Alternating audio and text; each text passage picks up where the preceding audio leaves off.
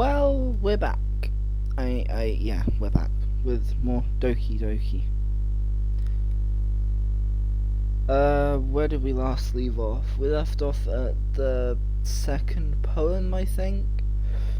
Okay, Metaverse and buzzing. Metaverse Enterprise Solution. What is this? What in the fuck? A to log in. Root logging in. Whoa. Side story. Whoa. Side stories are stories of friendship that are unrelated to the events of the main game. To get all 6 side stories, try writing poems for different characters and viewing their special scenes. Oh, that's sick. Maybe if we get all of them, we could do this as like an extra stream. We've got files, characters, Monica.chr, Natsuki, Sayori, and Yuri. Unable to open Yuri, unknown file type. Yeah, I would think that as well. Wait, Yuri's is 30 kilobytes, Sayori's is 58, Natsuki's is 44, Monica's is 134? Why? Unable to delete Monica.chr, elevated access permissions. Okay, I'm picking up what you're putting down. Pardon me.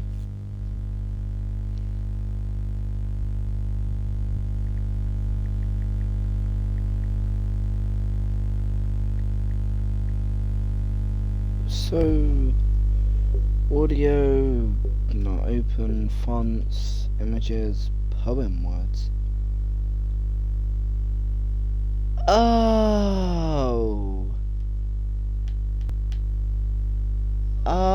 So this is all of Sayori's words. Natsuki's words, cute, fluffy, yeah. Yuri's words, determinate suicide? What?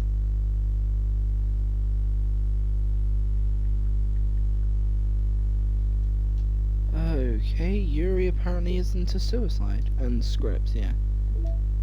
Wait, what's internal? Well, no, insecure directory. This is a scratch disk. Do not use it to store sensitive or permanent things. If you need access to files from the encrypted file share, copy them to your disposable drive and plug it directly into the thin client. Do not copy them here. Ray is working on setting up a proxy mail server so we can have proper remote communication without having to worry about the higher-ups. Keep everything offline until then. Paula. Oh, that's interesting. Backup system. Wow. I don't think I can open any of these, but I'm going to try.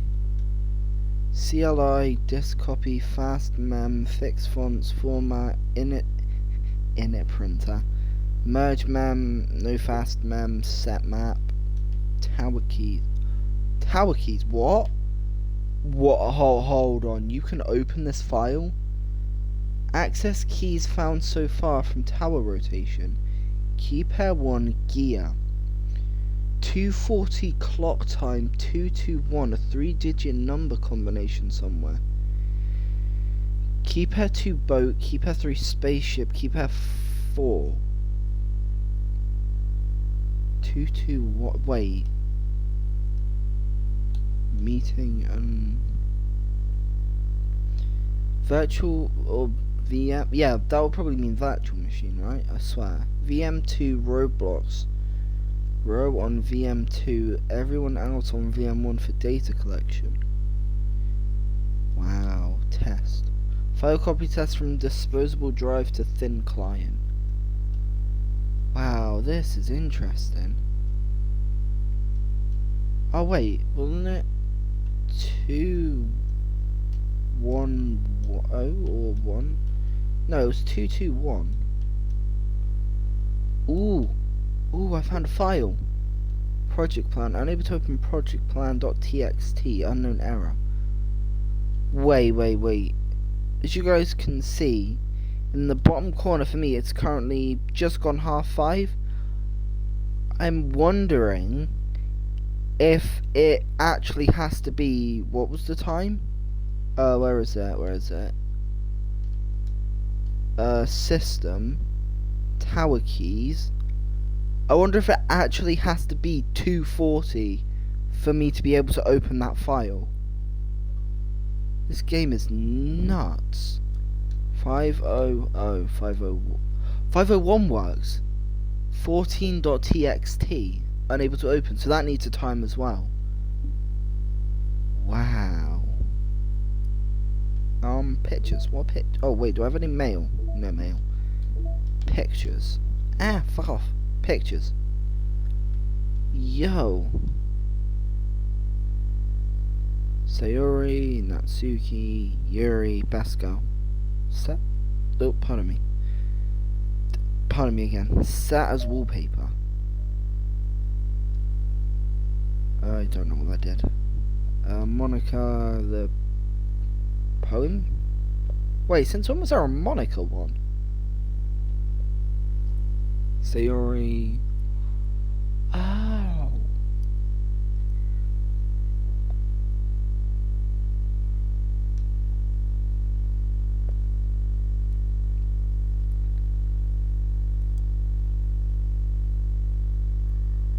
Wow.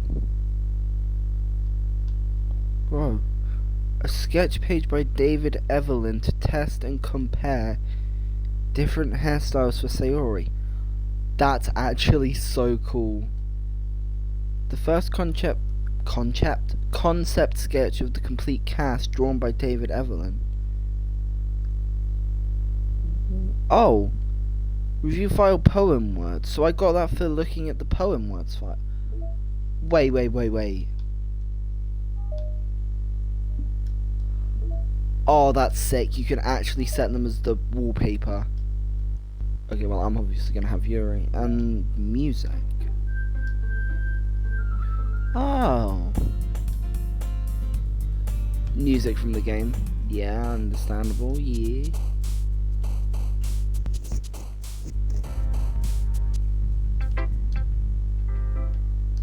Okay, by Dan Salvato.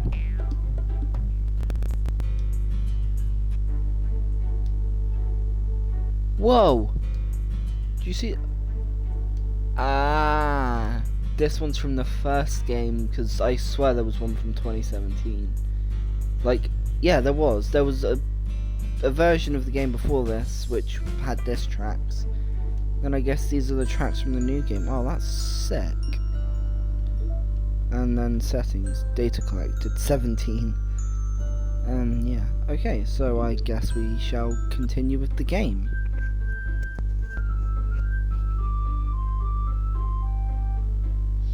Game's not suitable for children or those who are easily disturbed. Yeah, we discussed that yesterday when I started the game. Yeah.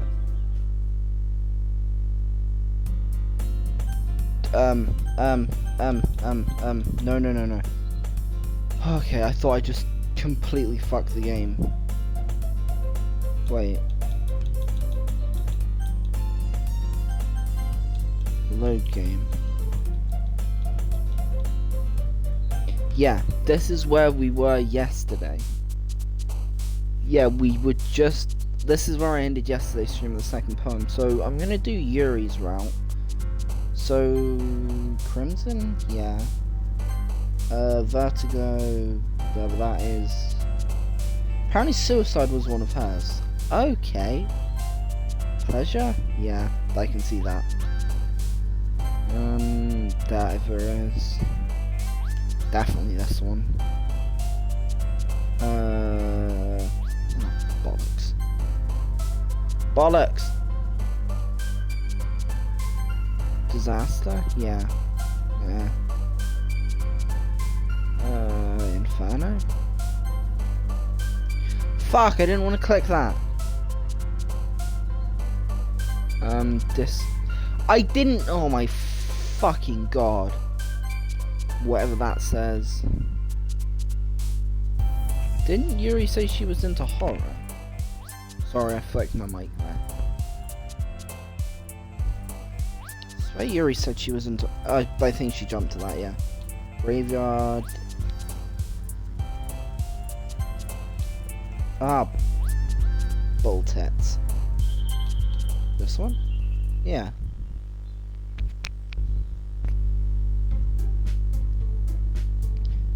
Oh man. And the last one here again. Don't worry, I just walked in too. Were you practicing piano again? Yeah. You must have a lot of determination. Starting this club and now picking up piano? Well, maybe not determination, but I guess passion. Remember that the club wouldn't be here if it wasn't for all of you. And I'm super happy that you're all willing to help out for the festival too. I can't wait for the festival. I forgot what voice I did for her. Fuck. It's gonna be great. Eh? Weren't you complaining about it just yesterday, Natsuki? Well, yeah. I'm not talking about our part of the festival. But it's a whole day of school where we get to play and eat all kinds of delicious food. You sound a bit like Sayori all of a sudden. Monica, do they usually have fried squid? Squid? That's a pretty specific thing to look forward to. Oh, come on, are you saying you don't like squid? You of all people? Eh? I didn't say I don't like it. Besides, what do you mean by you of all people? Because it's right in your name, Eka? Eh? That's not how you say my name at all. Also, that joke makes no sense in translation. Ah, never mind. Let's just focus on our own event for now, okay? Fine. Your reactions aren't as funny as Yuri's or Sayori's anyway. Excuse me. Where is Sayori anyway? Oh, there you are. Sayori is sitting at a desk in the corner of the room looking down at nothing. Why? I walk over to her. Hey, Sayori. I wave my hand in front of her face. Eh? You're spacing out again. Sorry. Don't mind me. You can go talk to everyone else. Huh? Is everything alright? Of course. Why wouldn't it be? I just felt like you were I just felt like you're a little off. Sorry for assuming things. Jeez, you worry too much about me. I'm fine, see? Sayori shows me a big smile. Don't let me distract you from having fun with everyone. Well, alright, if you say so. I worriedly glanced at Sayori before turning back towards everyone else. The conversation was already dispersed, with everyone back at their usual activities. Maybe I should ask Monica if she's noticed anything about Sayori recently. Since they've been preparing for the festival, they must have been spending a lot of time together. I timidly approached Monica who was shuffling through some papers at her desk. Senpai! What's up? Hey, oh, sorry, mic's going on. Hey, this might sound a little strange, but have you noticed anything up with Sayori recently? Anything up with her? In what way do you mean? Fuck. 2 secs. Trying to get the best, way for you people to hear me, because rewatching the last stream, my voice was quiet for, the first hour of it.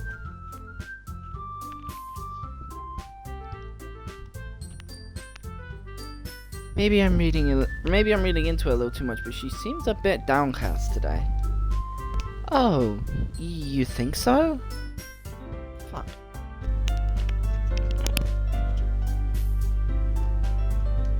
I can't say I've noticed anything about her.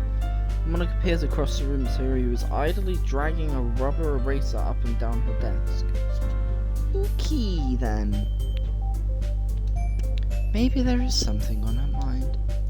But I'm surprised I'm not These voices are fucking hard to do, man, honestly. But I'm surprised I'm not the one asking you, senpai. You certainly know her a lot better than I do. Yeah, but she's never really like this. She's always talked to me about things that bothered her. But this time when I asked her, she was really dismissive. Sorry, I know it's not your problem. I just wanted to ask if you knew anything, so I'll drop it now. No. It's important to me too. I mean, I'm also friends with her. Also, I care about the well-being of my club members, you know? Maybe I'll try talking to her myself. Are you sure about that? She's not she wanted to be left alone. Are you sure? Maybe she's just had a hard time bringing it up with a person of interest. Person of interest? Oh, Sayori has a crush. What do you mean by that? Saying that maybe the thing on her mind is you, senpai. Me? How on earth would you come to that conclusion? Well, probably shouldn't say too much, but Sayori talks about you more than anything else, you know? She's been so much happier ever since you joined the club. It's like an extra light was turned on inside of her head. What? No way. Sayori is always like that. She's always been full of sunshine. It's not any different now than it always has been. You're so funny, senpai. Have you thought that maybe you've always seen her so cheerful? Because it's again, these voices are fucking hard to do. Because that's just how she is when she's around you. I said too much. I'm sorry, what do I know anyway? I didn't mean to jump to conclusions, so you should just forget about what I said. I'll try to talk to her, so try not to think about it for now. Alright. Monica smiles meaningfully. I know she said to forget about it, but I already know that I won't be able to get her words out of my head. Me and you both, brother. Monica stands up from her desk and walks across the room to where Sayori is sitting. I watch her kneel down next to Sayori and gently talk to her. She's keeping her voice so quiet that I can't hear from here. I sigh and sit myself down. I know Sayori told me not to worry about her and to have fun with everyone else. But that's impossible to do when she's behaving like this. Exactly how much do I care about her? That I'm letting this weigh me down so much. Now it feels like I'm the one behaving out of the ordinary. But there's nothing I can do besides wait for Monica. Why do I feel like I'm being watched? Oh no. I glance around the room. Suddenly I notice Shuri peering at me from over her book. She looks away just as quickly with a flustered look on her face. Aww. Does she want to read again?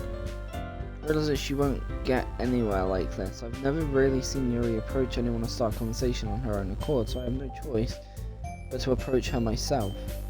By now it's a little easier for me to do that. I stand up from my desk and sit in one next to her own. I didn't mean to bother you or anything. Relax, she didn't even do anything. But I could tell you wanted to be left alone with your thoughts. Alone with my thoughts? How are you even able to tell I was thinking like that? Well, it's something that I do a lot, so it wasn't hard for me to spot based on your posture and expression. Not that I was staring or anything. I didn't do anything creepy like that. In any case, I guess you were right. I'm sorry if I caused you any concern. Don't apologize. Your troubles are only the concern of those who willingly share in that concern. Of course, there are certainly those who find the most comfort in keeping to themselves. But if you would prefer to share what's on your mind, then I would be glad to listen. It's really not that big of a deal. I was just feeling a bit uneasy about Sayori. Sayori? Yeah, she seemed a little off today, but when I asked her about it, she didn't want to admit it to me. So I can't help but wonder if something happened to her. Oh, that's quite romantic. Sorry. I didn't mean to say something stupid. It's not that, I just don't want you to misunderstand. Sayori and I have just been friends for a long time, that's all. Oh, I see. Then perhaps it's unusual for her to be dismissive to you about her feelings. Or maybe I'm just reading into it a little too much. Senpai, the world is full of meaning. Often hidden deep... What the fuck is going on today? The world is full of meaning, often hidden deep beneath plain sight. And there are many untold mysteries behind every person, no matter how well you may know them. So you think that there might be something behind it after all? I think that Sayori is a very complex person. Her mannerism on the outside doesn't always match what may be going on inside her head, and she may not always know what she wants. I know that it's her strange behaviour today too, and I also feel some concern for her. But in your case, it looked like she was fully occupying your thoughts, wasn't she? Well, I guess that was the case. Sayori, she really means a lot to you, doesn't she? I guess. But you don't need to put it that way. We're just good friends, that's all. Yuri suddenly looks deeply into my eyes. Her expression is gentle and curious as if she was searching for something. Embarrassed, I avert my gaze. Sometimes, a person's mysteries are untold, even to themselves. In you as someone honest and caring may uncover feelings you aren't aware were in you. That's it. That is, what?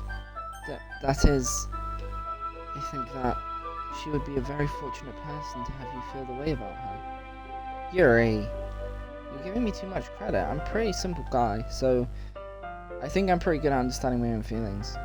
To be honest, in real life, I'm a pretty simple guy as well. I'm not nearly as sophisticated as you.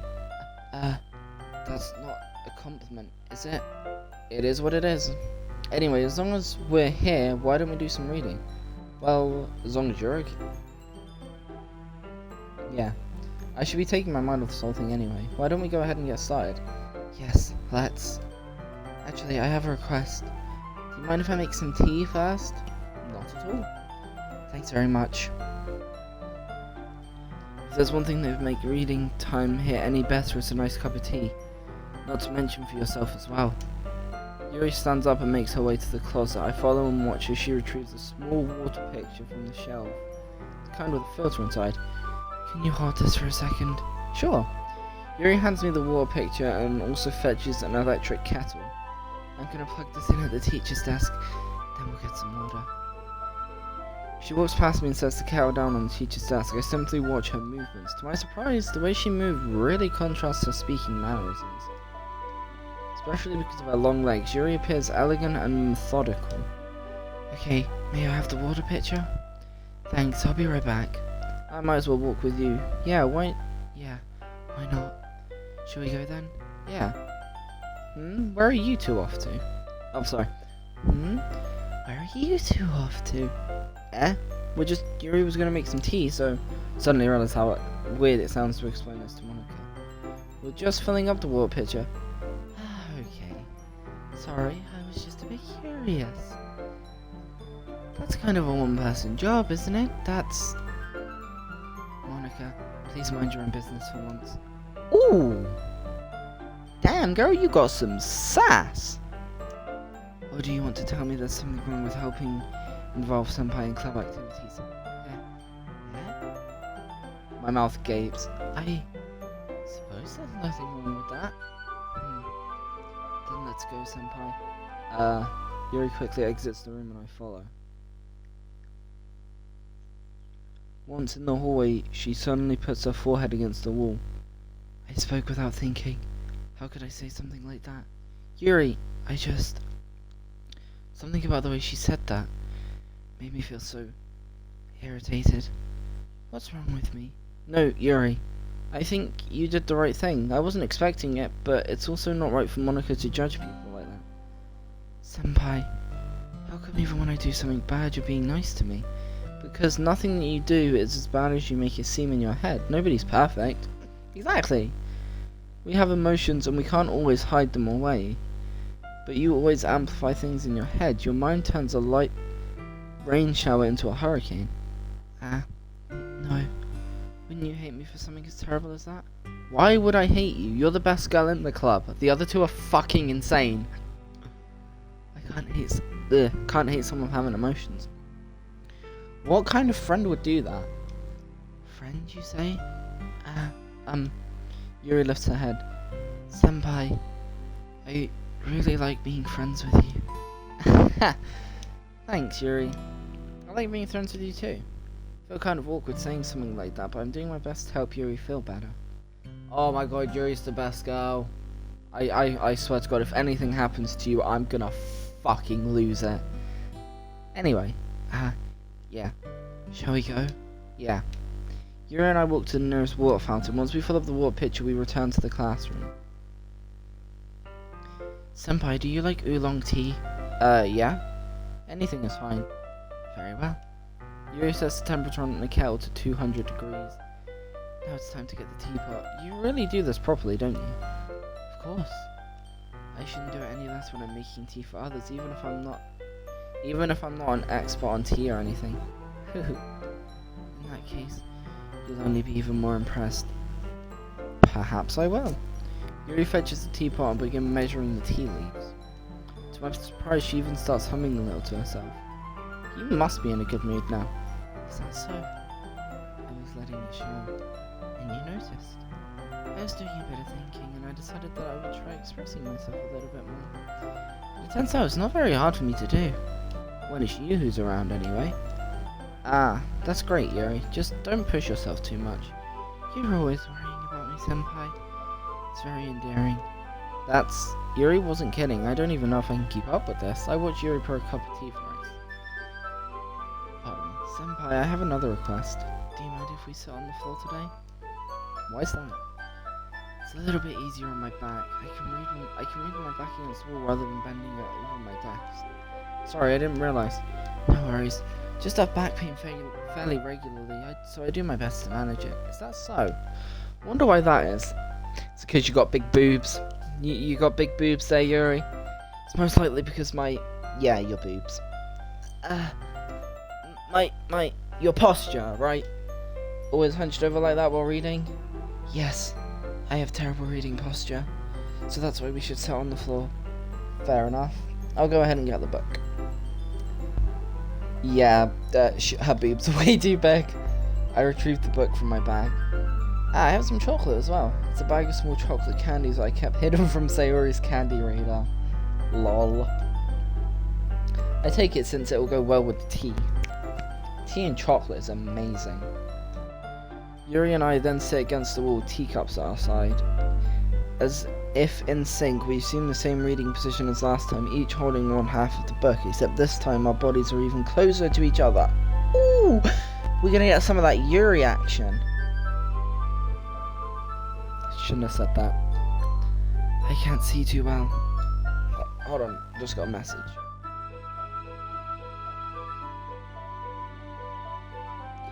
I can't see too well.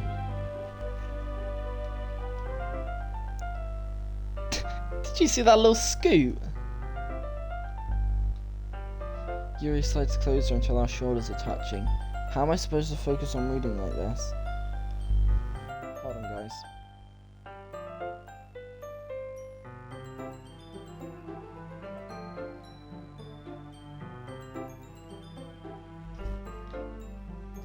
Yuri was always kind of cute, but when she's being less apprehensive, it's almost more than I can handle. What? How can you not handle her? Your teacup. Oh, your teacup. Yuri hands me my teacup. Holding it with my hand that's not holding the book, I end up in a position that makes it even harder to focus. Because now I need to worry about making sure I don't accidentally touch her chest. Big boobs again. Meanwhile, Yuri hasn't noticed a single thing. She wears her intense reading expression. I can only presume the world around her has faded away. I use all my willpower to focus on reading. After a few minutes, I finally managed to relax a little. I put the teacup between my legs and fumble with the chocolate wrapper. Sorry. Briefly let go of the book to finish opening the wrapper. You can have as much... Yeah, you can have as much as you want. Oh, that's okay. I won't take any. Are you sure? Well, if I touch it, then I might get smudges on the pages. Ah, you're right. I didn't even think about that. My bad. No need to apologize. I'll hold the book, okay? Are you sure? Of course. Oh my god, that's fucking brilliant. Oh, they have nailed the fucking art style on this game. Yuri opens the book with both hands. She holds it so that I don't have any harder of a time reading from it. But as a result, her left arm is practically resting on top of my leg. Well, in that case, Yuri's already totally focused on reading again. I take a chocolate candy and pop it into my mouth. Then I take another chocolate and I hold it up to Yuri. Are we gonna feed her chocolate? She doesn't even look away from the book. She simply parts her lips as if the situation was completely natural. That means I can't stop here. I apprehensively place the chocolate in her mouth. Oh, the feels. The feels. Just like that, Yuri closes her lips over it. Yuri's expression suddenly breaks. Did I just... Yuri looks at me like she needs to confirm what just happened. Senpai. Sorry. I guess I shouldn't have done that. Well, you were just helping. That's something that friends do, right? I mean, not really in this kind of context, but yeah. That's all it was. Yeah. Then, you don't need to stop or anything. I see. The situation has gotten really tense. Yuri tries to return to the book, but I can tell just by her expression that even she can't focus now. My heart is pounding. Me and you both, brother. My heart would be fucking out of my chest. I nervously take another chocolate between my fingers, but this time Yuri's eyes meet mine. Oh, honestly, they've nailed the fucking art style on this. Did you see the way her eyes just moved? That was so sick. How did it even come to this? Yuri doesn't avert her gaze. I notice her chest rising and falling to the rhythm of her breaths. I raise my arm. Like before, Yuri parts her lips, but it's different this time. I take the chocolate and place it in her mouth. Feel her hot breath on my fingers. Okay, everyone. What? Yuri jolts back. It's time to share poems. Senpai, you can help Yuri put away the tea stuff, right? Yeah, of course. Okay, thanks. The spell is abruptly broken. Oh, Monica, you fucking... Monica, you fucking whore. I'll take care of the cups. Yeah. Yuri picks up her teacup from the floor. I pick up the bag of chocolates. In the end, we hastily clean up without so much as a word between us. Monica, you fucking bitch. Why did you ruin that? I get the feeling this is something neither of us will have the courage to bring up. Well, let's see what Natsuki says. Because I didn't write the poem for her. Meh. Guess you really haven't learned anything after all. Honestly, I don't know why I got my hopes up in the first place. Well, I didn't think this one was that bad. What did I do wrong? Poems don't need to be all deep sounding to express something. It's gonna just sound like you're forcing it unless you really don't suck at it. Honestly, don't bother trying to write poems like this until you're on Yuri's level. Natsuki stops still all of a sudden. Don't tell me. You're not just trying to impress Yuri, are you? What are you talking about? Keep your voice down. You know Yuri loves this kind of angsty. Just because she's a talented writer doesn't mean I mean... Ooh. Looks like I'm in trouble. Somehow struck a nerve, though what I did is beyond me. I am so done with you. Natsuki shoves the poem I handed her back over to me. Take your stupid poem. If you're ready for someone else, just don't show it to me. Ouch. Yeah. Like I said in yesterday's stream. Self-centered bitch. This is what I get for letting a younger girl step into my business. Unless I was a mind reader, I was destined to be in a world of pain from the start. This Natsuki wasn't really the girl I was trying to impress in the first place. Exactly. She doesn't even show me her poem. What the fuck? Nah, fuck that. Fuck that little self-centered pink-haired bitch. Senpai, your writing has only improved in the last few days. Every poem you've shown me has been nothing short of spectacular. I can really feel the emotions. I'm a little envious even. I don't think it ever came to me this naturally. Yuri, that's the wrong way to put it. This never did come to me naturally, but I've only been able to improve so much thanks to you. You're really the example I was chasing after. Is that so? Yuri gently smiles to herself. This feeling. I'm so glad I got the chance to share my writing. I never thought it would feel like this. I remember you mentioning that yesterday. I can't believe that you're so good at something and you've never shared it with anyone. It's kind of a shame. Maybe, but it's not like I really had a choice. What do you mean? Well, Yuri smiles sadly. Senpai, during lunchtime I eat by myself. Did you know that? It's a great time to find a quiet spot and do some reading. In fact, I always have some books with me. You could say I really enjoy reading. Well, that's one way to put it anyway, but books are so full of amazing and inspiring people you want to fall in love with. Or people you just know would make a really good friend. Cheerful people who always put a smile on your face. Or deep thinkers and problem solvers who discover the mysteries of life. So when you look at it that way, I'm surrounded by friends every day. You know, And those friends don't laugh at me, they don't tease me for spacing out all the time. They don't make fun of my body type. And they don't hate me for acting like a know-it-all. People say that about you? I'm not a know-it-all, senpai. It's the opposite. I don't know anything. I don't know how to talk to people. I don't know how to make people see me as normal. I don't even know how to make myself happy. I have all these feelings and all I can do with them is read and write. Oh, Yuri, no, you're gonna make me cry.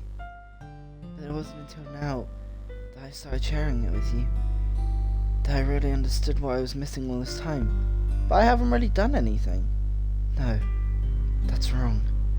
Just being patient and respectful, that's really important to me. I know I'm a difficult person, senpai. I speak too slowly. I second guess myself all the time.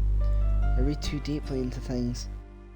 But every time, you've always treated me just like anyone else. It's so rare that I feel comfortable with myself when I talk to others. But that's why every time I talk to you, I just feel really happy. I see. Yuri, oh no, I can't even talk. Yuri, you're hitting me right in the feels, girl, come on. Well, I treat you how you deserve to be treated, Yuri. And if other people don't see it that way, then screw them. Yeah. Fuck them other cunts. Fuck off, fly. I mean, I joined this club hoping I would make friends. And I would say can't fucking talk today. Like I couldn't talk yesterday. And I would say I've had at least one success.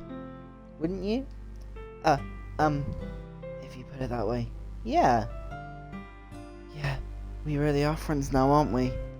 Yuri puts her head in her hands, but this time she's smiling as she does it. Do you want to show me your poem?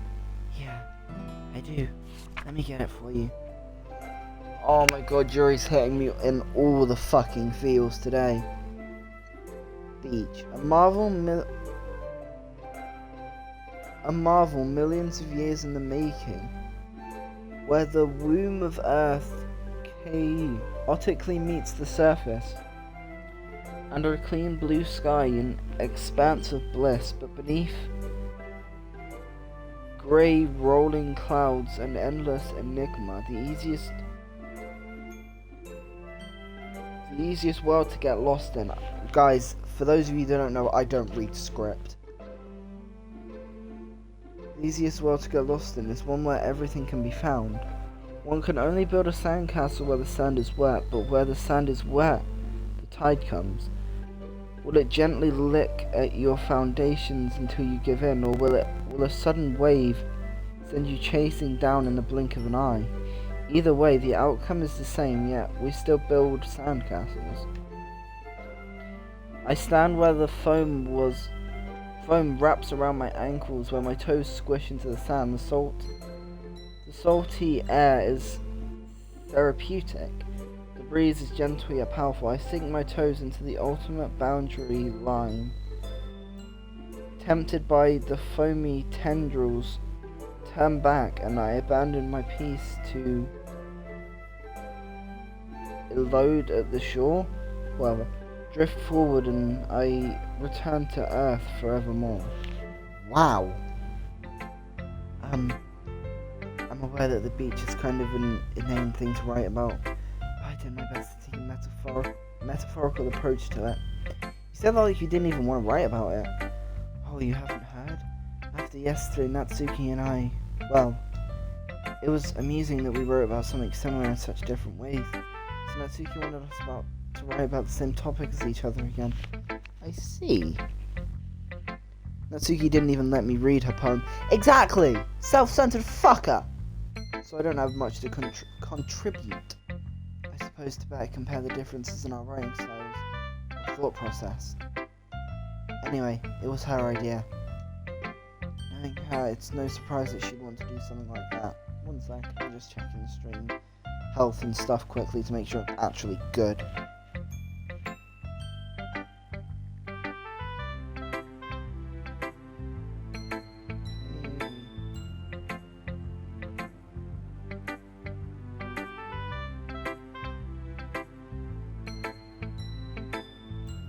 Okay, I just got logged out of Twitch on my phone.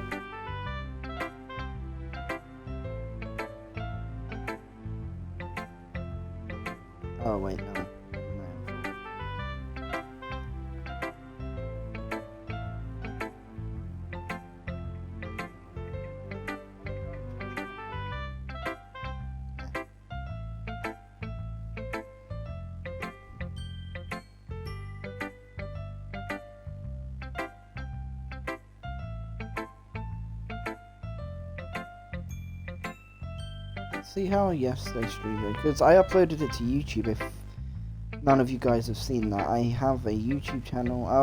I'll probably like link it somewhere or something, I don't know. Yeah. Okay, back to the game. She probably just wants to show off. It's not like I have a particular interest in her writing style. I just went with her request, but well, I suppose it's not bad to write about something simple on occasions. It can be refreshing, you know? It's good for me to calm my thoughts once in a while. Exactly, Yuri. Yeah, I think I agree. Exactly! I agree too. Thanks for sharing. Aw, Yuri. Sayori or Monica? Sayori, because she was feeling down. Sayori. It's nice, I guess. Come on, I can already tell you don't like it. Well, you don't need to worry about what I think. After all, you wrote this for someone else, didn't you? Probably Yuri. Eh? I didn't write this for anyone specifically. Maybe. That's not really what I meant though. But it's okay. You're making new friends, just like I was hoping. That makes me really happy. And you're happy too, right? In this club? Well, of course I am. Good. That's all that matters to me. Thank you, Senpai. Sayori. Is there something wrong? Huh? No, nothing. I'm just a little tired today. Alright, just tell me if you need anything. I will. Don't worry about me, okay? You can go play with everyone else now. If you insist. Yay! I'm going to go home a little bit early today. Sayori, tell Monica I wasn't feeling very well. Okay? I'll see you tomorrow. Before I can say anything else, Sayori cheerfully walks out of the classroom humming to herself. Okay, so we've got Monica breaking the fucking fourth wall, Natsuki being a self-centered fucking bitch, and fucking Sayori who's just fucking left. What is this is why I chose Yuri. She's fucking sane.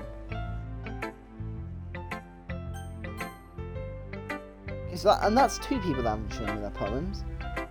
Hi, Senpai. Have you thought about what you want to submit to perform at the festival? Well, being in this club is one thing, but performing in front of a bunch of people, yeah, that's a whole other fucking thing.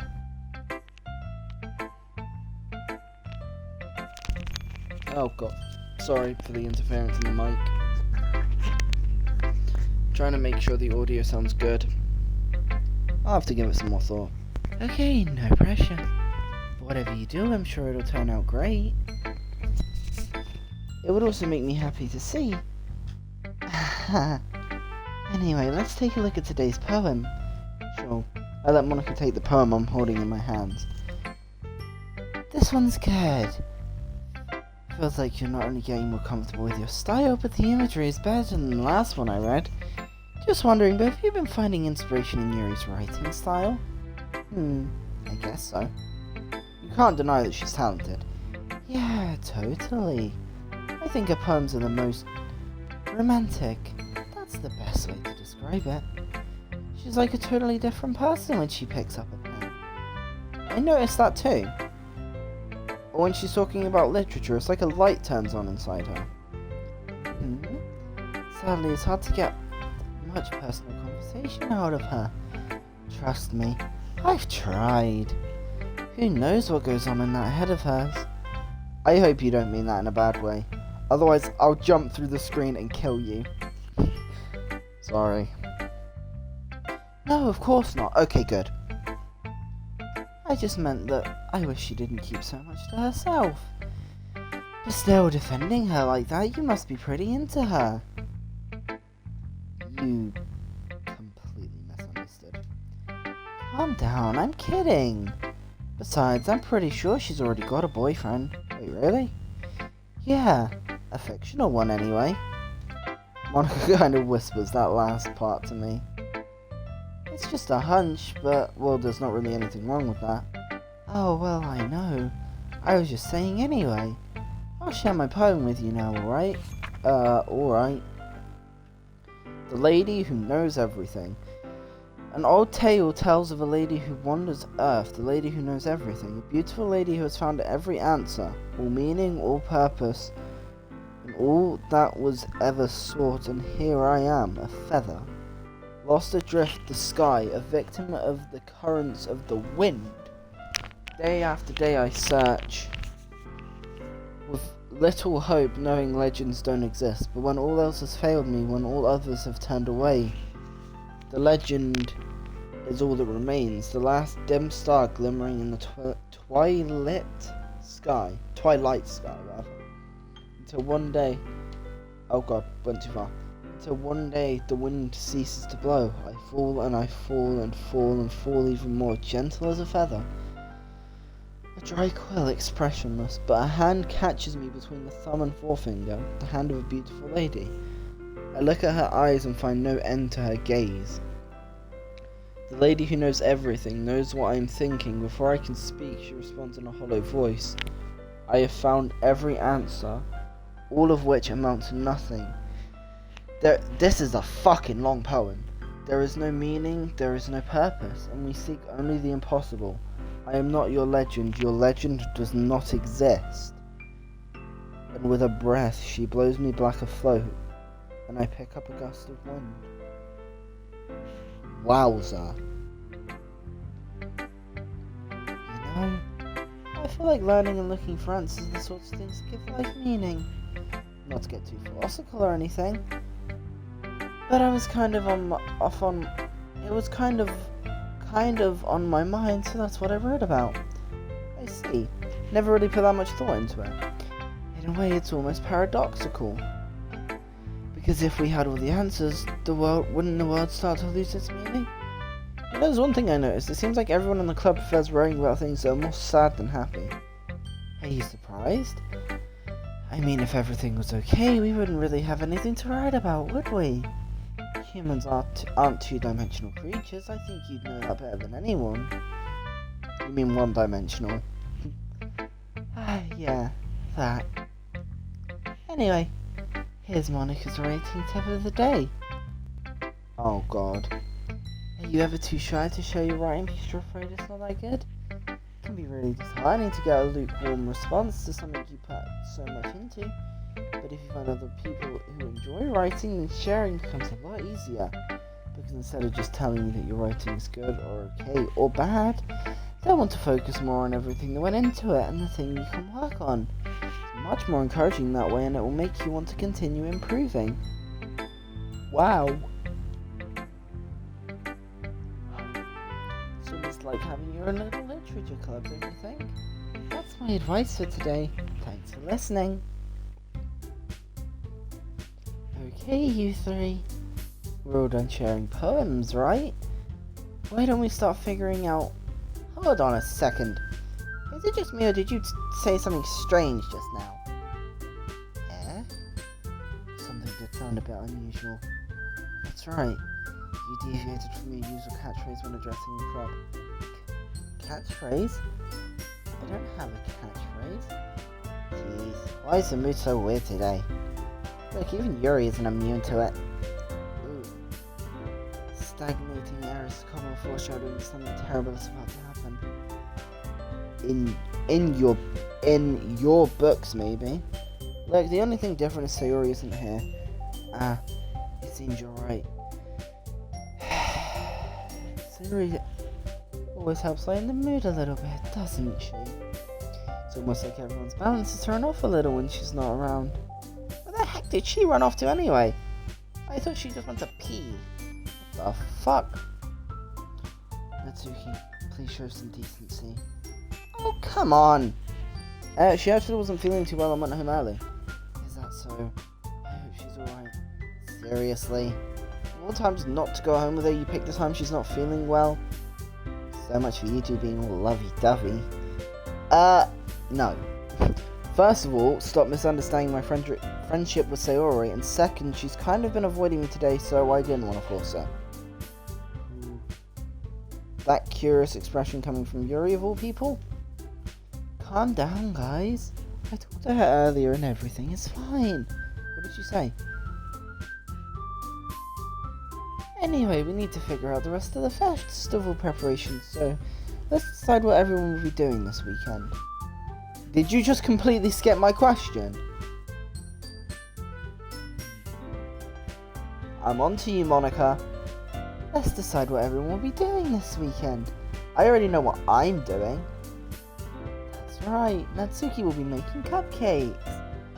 We might need a lot of them in different flavours. Can you handle that all by yourself, Natsuki? Challenge accepted. And as for myself, I'm going to be printing and assembling all the poetry pamphlets. Sayori will be helping me design them. And as for Yuri, you can, guys, can you help me come up with something for Yuri? I'm useless. Yuri, no you're not. You're not fucking useless. No, that's not it at all. You're the most talented person here, you know? Now Natsuki's pouting too?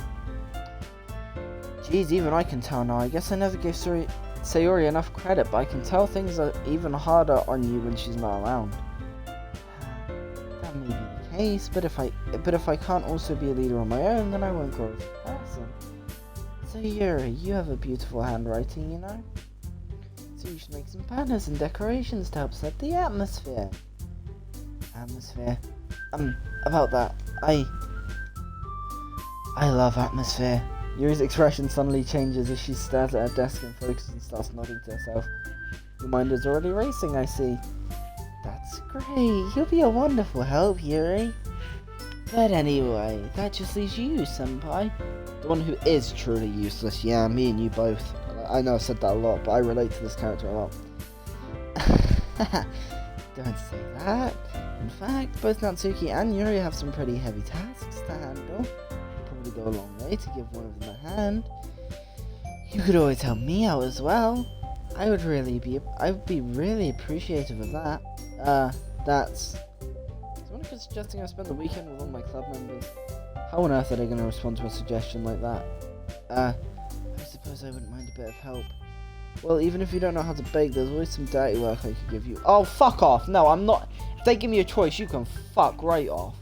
It's not like Monica's gonna give me a choice, and you shouldn't be sitting on your butt anyway. Natsuki tries to mumble a bunch of excuses like that. If I recall, Natsuki, you mentioned that you would like to handle your baking on your own. Exactly, you fucking cunt. Senpai may not like to be around you if you only take him out to be a nuisance, so therefore, he may be more suited to assisting with the decorations. Yes, please, take me. Just take me away from these two, they're fucking crazy. Hold on, I never said that. How hard could it be to make a few decorations anyway?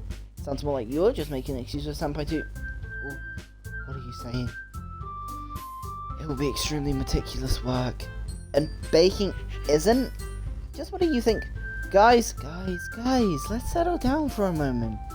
In the end, I think it's up to Senpai to decide how he'd like to contribute. Besides, he hasn't really gotten the chance to spend time with me yet, you know? So I'm sure he's interested in... You literally just said... I'm surprised as well. Sorry.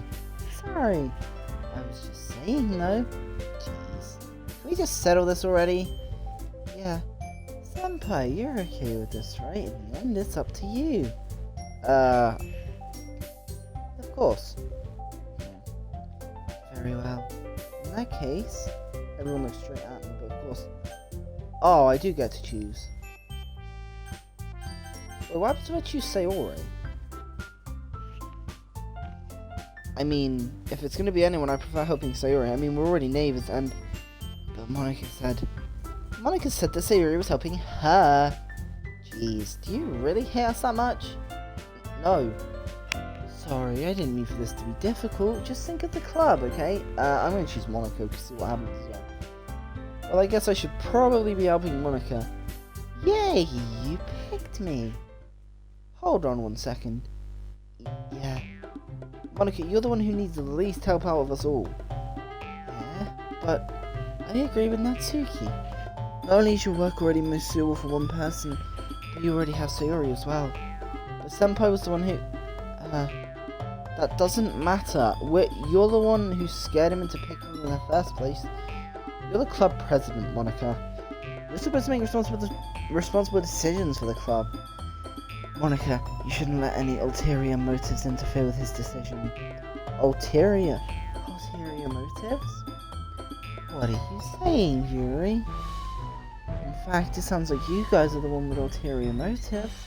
Excuse me? Otherwise this wouldn't have been made into such a big deal in the first place. That's completely false, Monica. Yeah, we have a lot of work to do, you know. We won't do a good job if you make us work alone. Ah, maybe that's true. Think of the club, Monica. If we want our events to succeed, then we need to appropriately distribute our resources. So are you gonna do the right thing, President? Okay, I get it. It's technically most logical for Senpai to help one of you two. So I guess that's what we'll do. Do you have a preference, Senpai? Yuri. Well, I'll probably be most useful helping out Yuri. Me? Are you fucking serious? Why would you... Natsuki? I can already tell you're about to say something mean. No, I was just saying, so you'll be helping Yuri then, Senpai? Yeah, that's what I'm gonna do. I'm glad. I have a bad habit of overthinking these sorts of things, so I think your assistance will be very useful. That's great to hear. Natsuki, will you be able to handle the baking yourself? I mean, yeah. I already said it would be fine. Okay. Everyone can tell that Natsuki's feeling a little sour. Yeah, go fuck yourself, you pink-haired bitch. So, is that everything we needed to go... Why am I talking in Monica's voice? So is that everything we need to go over? Yeah, that should be about it. You guys excited? Well, excited may not be the right word, but I suppose I'm looking forward to it a little bit. Do you feel the same way? Senpai? Me? I guess you could say I'm interested to see how it'll turn out. That's good enough for me. What about you, Natsuki? What? Why is everyone yelling at me? I didn't even do anything. No, that's not what I meant at all. Yuri anxiously glances between everyone in the room. I'm sorry for this. I don't really know why Senpai picked me. And also, your cupcakes are the best cupcakes I've ever had. They go really well with my tea, and nothing that I do for the event will compare to that, so, I get it. Kinda surprised though. Why? Well, I'm the one acting immature. I already know that. But you're trying to cheer me up all of a sudden? I know I'm not very good at it. Sorry if I said something bad. Natsuki isn't the only one surprised. Monica and I are also taken aback by Yuri's words. When she already has trouble with words, trying to cheer someone up must be far out of her own comfort zone. Yeah, what the fuck? But I begin to understand. Yuri was trying to sound like Sayori. Oh. Even if it didn't work perfectly, I can tell that she tried to say something Sayori would say. All this talking is tiring. Because Sayori always helps everyone smile and feel good about themselves. No, I kinda appreciated that. I'm sorry for making a big deal out of nothing, but I'm gonna say this. You better bet that my cupcakes are gonna be the best part of the whole event. I believe you. Yeah, I'd see everyone do their best, but with that, there's nothing more for today. So I guess it's time for us to head out. Alright, let's get out of here then. Everyone packs up their things. I start to follow Monica and Natsuki out the door. Oh god. What? Oh wait, no, not oh god, it's you. What do you want? What do you want, baby cakes? Sorry. I realised I don't have any way of contacting you this weekend. You're right. Can't believe that slipped my mind. Should I give you my phone number? Ooh! I think that would be the best way, yes. We gonna be sliding into them DMs, yo! Alright then, Yuri and I exchange phone numbers. You just picked up Yuri's phone number. That's the first step to going on a date with Yuri. Okay, then I'll be stopping by your house on Sunday. My house? Is that a problem? No, not at all. I just thought that it would be the one going to your house since I'm not helping you. I suppose that makes sense, but if you don't mind, I think I would prefer going to your house. Alright, in that case it won't be a problem. I decided not to press Yuri for a reason. It's not like I should matter either way, so I just need to make sure my room's clean. I hope I managed to make myself useful in some way. I'm not nearly as creative as you are. Don't underestimate yourself, Senpai. I think that we'll make a very good productive team.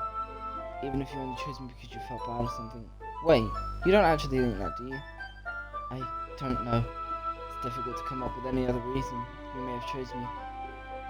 You're forgetting the one reason with the most common sense. I chose to help you because that's what I want to do. But Yuri thinks to herself with an extremely tense expression. Yuri, you're overthinking this. You wanted me to point out when you're overthinking, right? I didn't realise.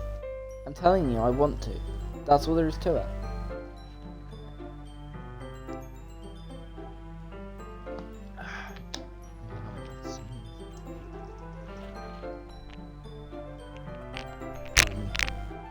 Do you believe me?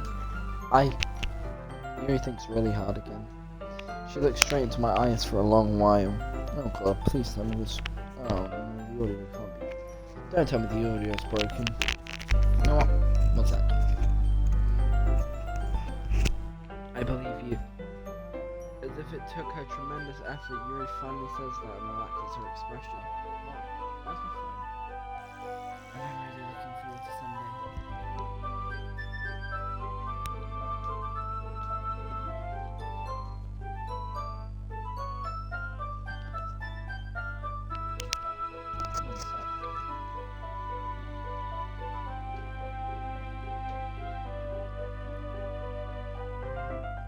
Streaming for an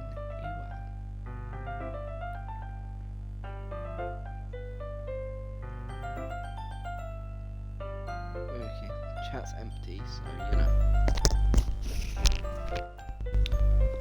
I am too. After that exchange, I make my way out the door and Yuri follows. Oh, is this gonna be like a date? Can't believe this. Yuri's gonna be coming to my house on Sunday, even though I would have preferred to do this with Sayori. My anxiety still shoots through the roof. I guess I've gotten pretty used to handling her at this point. But who knows what might end up happening when we're outside of school. Ooh, gonna get that freaky. She even told me she was looking forward to it. I shake my head. Why do I feel nervous that Sayori finds out about this? It's not like me.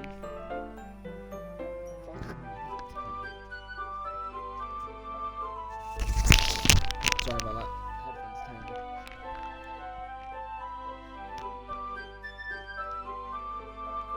It's not that we feel that way about each other, but as Monica said, this is about the club. I have nothing to worry about.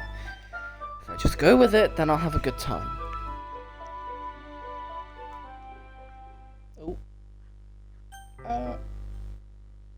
Content warning: depression and self-hate. Okay, if you suffer from depression or self-hate or anything, and there's the warning. So continue at your own risk, I guess. It's already Sunday. I've been getting increasingly anxious about Yuri's upcoming visit. I keep telling myself there's no reason to be nervous, but it doesn't help much. Yuri is clearly an introvert and also an intimate person in general. There's no doubt she'll open up a little bit when it's just the two of us. Meanwhile, we've been texting occasionally. She was extremely apprehensive at first, but it wasn't long before I was already learning more about her. Putting Yuri aside, I haven't heard a thing from Sayori since she left the club earlier the other day. It's not like we text each other all the time or anything, but I've been worried about her in the back of my mind. Between what Sayori said and what Monica said, is it really okay for me to put Sayori's feelings aside when she might need me? Probably not. I decide to visit Sayori before Yuri comes over. Rather than asking, I simply tell her I'm coming over, much like we've done in the past. Once I reach Sayori's house, I knock on the door before entering it myself. Again, we used to play so often that we've made it a habit of simply entering each other's houses like we were family. Ooh, it's gone black. The house is quiet. Ooh, no. Sayori isn't anywhere on the first floor, so I assume she's up in her room. It's already strange of her not to run down and greet me. I head up to her bedroom where I finally find her. Sayori? Hi, senpai. I sit down in her room. Sayori forces a smile, but it's easy to tell that she's different. There's a minute of silence between us. You haven't come over like this in a long time, have you? I guess you're right. It's been a long time. Not much has really changed, has it? Sayori's room is as messy as it's always been. It's recognized the same stuffed animals and wall decorations she's had for years now. If you came over more often, it wouldn't be such a mess. That's because I end up cleaning it for you, dummy. How come you suddenly wanted to come over today? Aren't you supposed to see Yuri today? Yeah, but wait. How did you know that? Whoa, sparkles in the music. So you had already left by the time we decided that last meeting. Monica told me. It's only natural for her to keep me informed about festival preparations, right? That's true. But what about you? Aren't you going to be helping Monica today? Of course, but I'm just helping her one line. We didn't plan to meet up or anything, so it's just me and Yuri then. Yep. There's more silence between us. Yuri stares in a random direction. Everything about her behavior is really uncharacteristic. I finally get to the point. I just wanted to see how you were doing. After you left on Friday, when something's wrong, you can't hide it from me. I know you too well, so... Zero smiles, shaking her head. That's no good, senpai. Why can't it just be like it's always been? This is all my fault. If I didn't get so weak and accidentally express my feelings. If I didn't make the stupid mistake, then you wouldn't have been worried about me at all. You wouldn't have come here. You wouldn't have even been thinking about me right now. Okay, this is hitting me in the feels and it's gonna make me fucking cry. But this is just my punishment, isn't it? What do you mean? Why are you being punished? I'm getting punished for being so selfish. I think that's why the world decided to have you come over today. It just wants to torture me.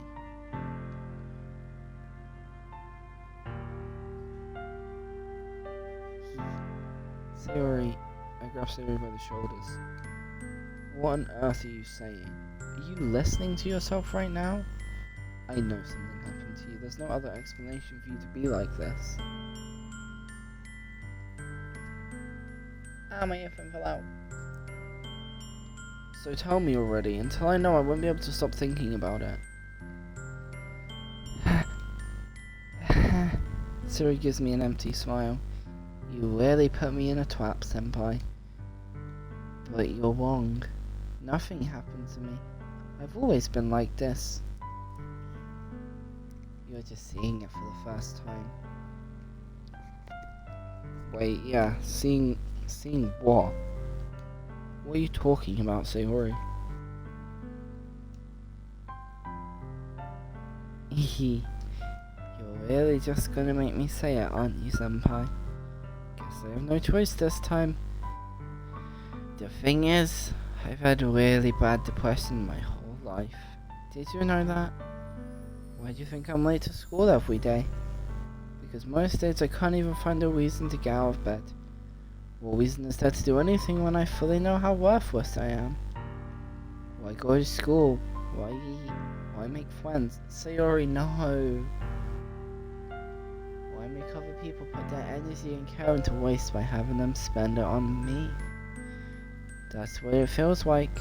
And that's why I just want to make everyone happy without anyone worrying about me. Sayori, you're actually gonna make me cry. What the fuck? I'm in shock. I can't even figure out how to respond. How is it possible that Sayori's kept this from me since we were... Oh, the entire time that I've known her. Did she really want so badly for me to just not think about her? Why, Sayori? Why is it that you've never told me about this? Almost feels like I've been betrayed as your close friend. Because if I knew, I would have done everything I could to support you. Even if there's only so much that I could do, I would have tried a little bit harder to make every day just that little bit better for you. That's why I'm your friend. All you had to do was tell me. You don't understand at all, senpai. Why do you think I didn't tell you? Because if I told you, then you would have to waste effort caring about me instead of doing important things I don't want to be cared about. It's bittersweet when people try to care about me. It feels nice sometimes. Sayori, why? Why are you hitting me in the feels, girl? You're just like Yuri. You and Yuri are the two best girls. but it also feels like a bat being swung against my head. Whoa. That's why I wanted so badly for you to make friends with everyone else. Helping everyone be happy together was the best thing for me. But then, I discovered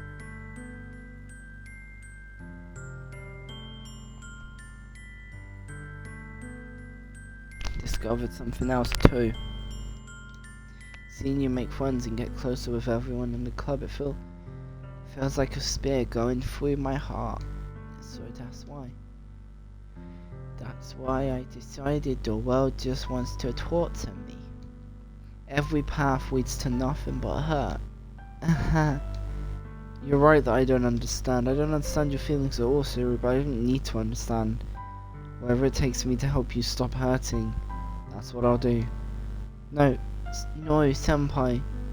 There's nothing. Nothing at all.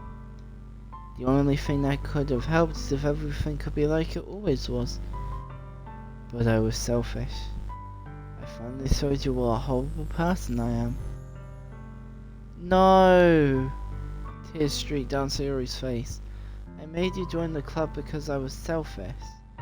And I was punished by my heart hurting in a way that I couldn't understand. And now you came here when I made you hurt too.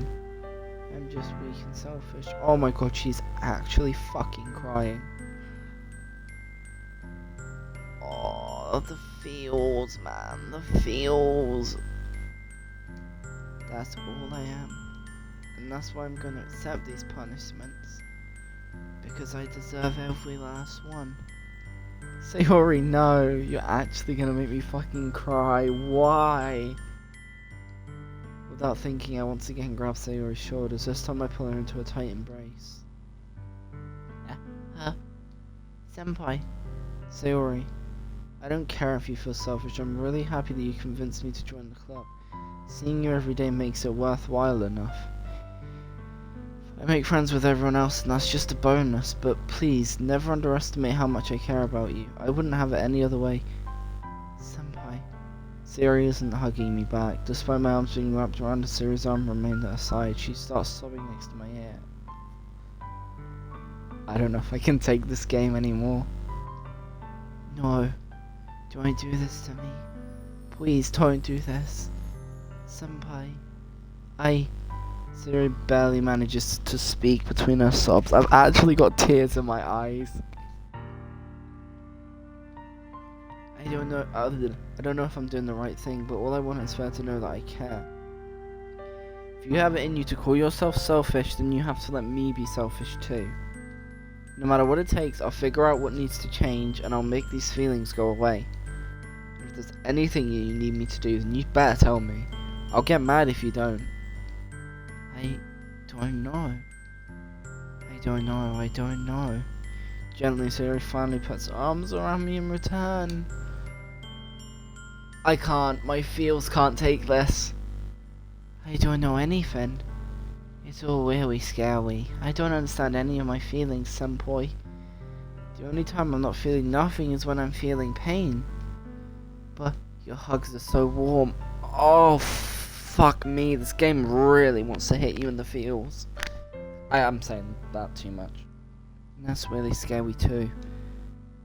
Oh, she's still crying. Sayori lets me go as she does, so I let her go as well. The festival is tomorrow. Yeah, it's gonna be fun, right? Yeah. Pardon me. How would you like for me to spend it all with you? It's what I want. I promise. I think that would be nice, Dan. Yeah. Sayori wipes her eyes. If I could spend the whole day here, I would. All the days, this has to be the one where I have other plans. Maybe I should cancel. No, don't. Please don't. If you did that, then I really wouldn't forgive you. But it's almost time for Yuri to meet me at my house. At the very least, do you want to come along and help out? It'll be fun. To my surprise, Yuri shakes her head. What? No, don't stay here. I'm sorry. I don't know if that'll be very good for me today. You understand, right? It's kind of hard for me to fully understand, but I'm trying my hardest. Yeah, trying my hardest for you, girl. Trying my hardest for all these girls. Hold on.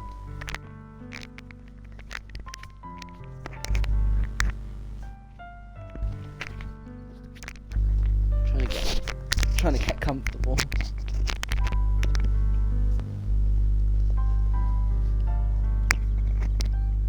So it's okay. Don't worry too much about it. I'll see you tomorrow, okay? Alright. I look forward to it. Oh, please don't tell me something bad's gonna happen to her. Nah, why would it? It's not that type of game. I say goodbye to Sayori and exit her house. On the way home, I found myself still feeling uneasy, but it's hard for me to keep thinking about it when Yuri's about to come over too. I think Sayori is right. I shouldn't be worrying too much, and we're definitely gonna have a great time. I should just focus on what's ahead of me. As I approach my house, I see something that makes me feel a moment of panic. Oh god, what is that? Yuri? Thank goodness. You're a little early. I'm sorry I wasn't home yet. Were you waiting a long time? No, I just got here. But I started to get really nervous when nobody answered the doorbell. Oh my god, her outfit is so fucking cute. Oh my god, her outfit is so cute. Fuck me. You always could have texted me. If I had known, I would have reassured you and hurried more on my way home. I suppose that's true. I didn't think of that for some reason. Should be common sense to do that, but I decided to ignore it. Yeah, she's alright. Anyway, let's go inside. I see you brought a lot of stuff with you. That's right. That's right. And did you manage to find everything I asked you to buy as well? Honestly, Yuri looks so cozy in that jumper. I absolutely fucking love it. Yeah, pretty much. At least I hope I got everything right. I'm sure it will be fine. I take Yuri to my room. The first thing she does is glance around curiously, which makes me feel anxious. It's so clean. I cleaned it before you came over, so that's very considerate of you to do. Ah no, it would be really embarrassing for my room to be a mess while you were here. Well, I do enjoy cleaning. I would have gladly helped you clean. Ah, that would have been even more embarrassing. Wait, don't look in there. I snatched Yuri's wrist, which was in the process of opening a desk drawer of mine. I'm sorry. I wasn't thinking for some reason. I was just spacing out. It's fine, it's fine. I let go of Yuri's wrist. She puts both her hands firmly in her lap as if to making sure she's keeping track of them. Aw, poor Yuri. So, should we get started? Yes. I have a few things planned that you can help with. Decorations and other atmospheric enhancements. Atmospheric enhancements? You know, mood lighting, aromatherapy candles. Oh wow, I didn't know you planned taking it that far. Of course. I want to help take our guests to a faraway place. Although many will stop by just out of curiosity, and for cupcakes, I guess. I'm determined to provide an experience that will leave them wanting more. That's great. It's easy to forget that you're a pretty intense person. Intense? I guess that's the best way to put it. Is that a bad thing? No, not at all. It's something that I like about you, actually. Is that so? That makes me feel relieved. I'm kind of happy. Yeah, no need to be so anxious.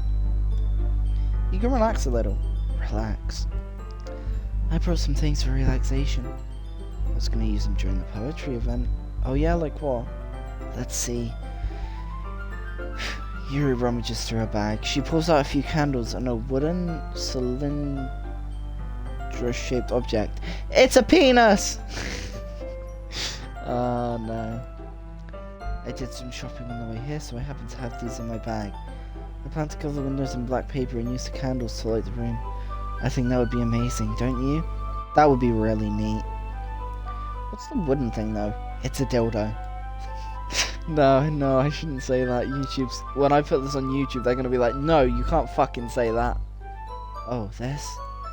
It's a diffuser for essential oils. How familiar are you with aromatherapy? Nope. Not familiar at all, yeah. Is that so? It's one of my favourite contributors to a positive atmosphere.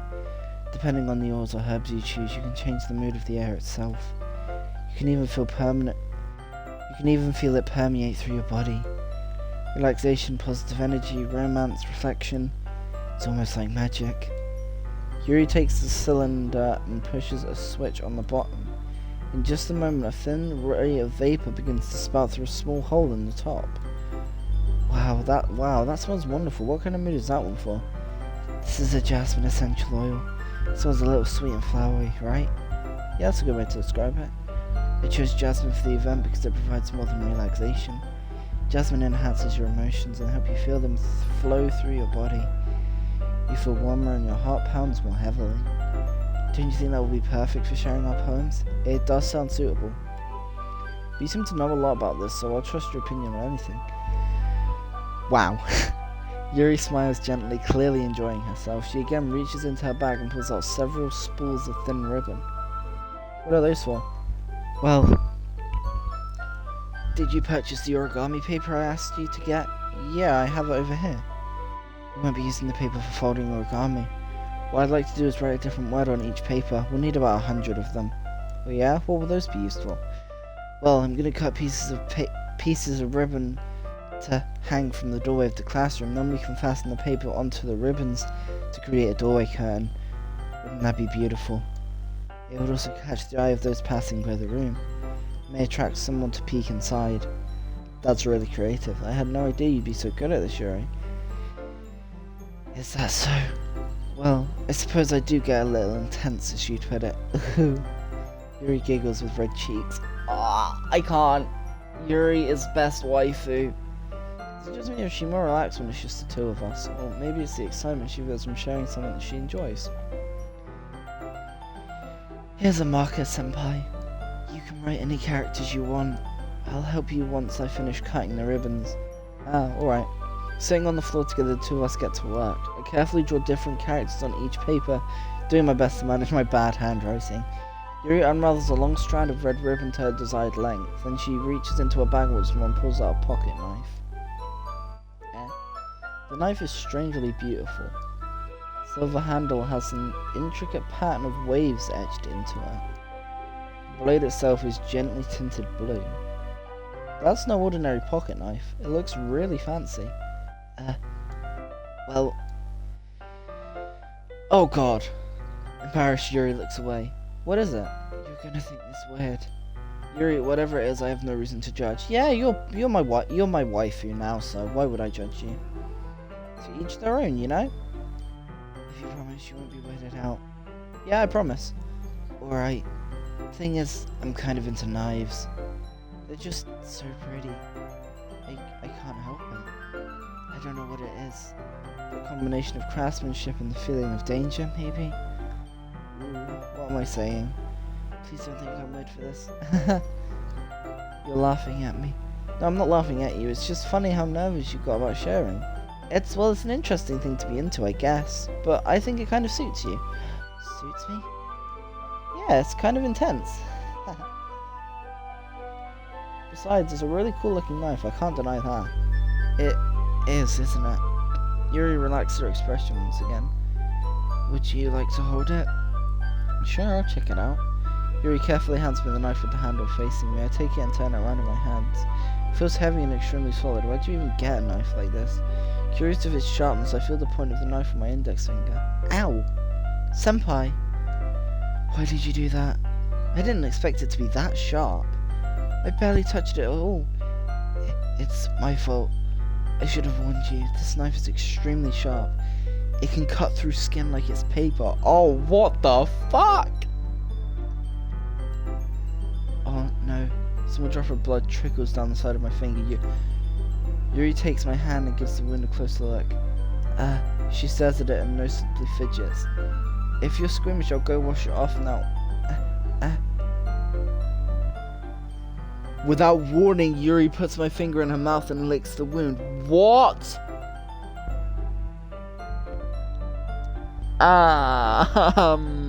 Yuri? I feel her tongue curl around my finger. Startled, I instinctively pull my hand back. Oh, please forgive me. I wasn't thinking. Yuri lowers her head, her face burning up. Oh no, Yuri. Yuri, that's the most embarrassing thing I've ever done. How could I do something like that? I'm sorry. Sure, it was a little weird and took me by surprise, but I guess she was just trying to help. Right? I think you're overreacting a little. She doesn't lift her head. What if she doesn't recover from this for the rest of the afternoon? Alright, you know what? This might be a stupid thing to do, but I do it anyway. I take Yuri's hand and lick her index finger over 10. Senpai, did you really just do that? Now we're even. This game got weird. Yuri just looks at me like I did something wrong. I knew that would be a bad idea. If not for the sweet aroma of jasmine oil, the air would be extremely heavy right now. You're so weird, senpai. Yuri giggles shyly. Yuri calling me weird? I have no response to that. Where did you keep your bandages? I don't think I need one actually. It was a tiny cut. Look, it's already stopped bleeding. I see. That's relieving.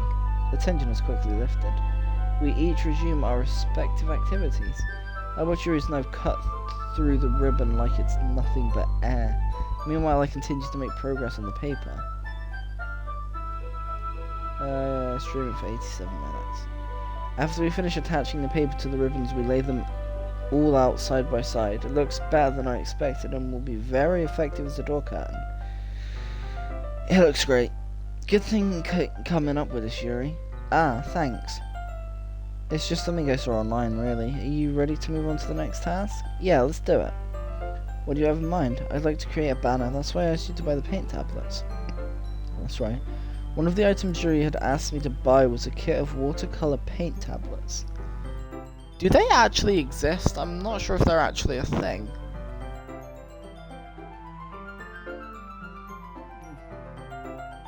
We need about 6 cups of water to put each of the tablets in. Do you mind fetching those for us? Of course not. 6 cups of water coming right up. I'll be back in a minute. Thank you very much. Oh, just a little bit of water is okay. If you fill the cups too much, it will be too diluted. Taking Yuri's advice, I decided to use small plastic bathroom cups rather than full-size glasses. I put them on a plate to catch any paint that drips, then bring it back into my room. Yuri? Yes. I come in to see Yuri quickly unrolling a sleeve, pulling it back over her arm. What were you doing while I was out of the room? Nothing. Your face is a little red. Is it too hot in here or anything? No, not at all. There's nothing wrong, so let's mix the paint. Yuri hurriedly dismisses me and takes it upon herself to unwrap the tablets, dropping them into the cups. So, I thought we would do something simple that would look very nice.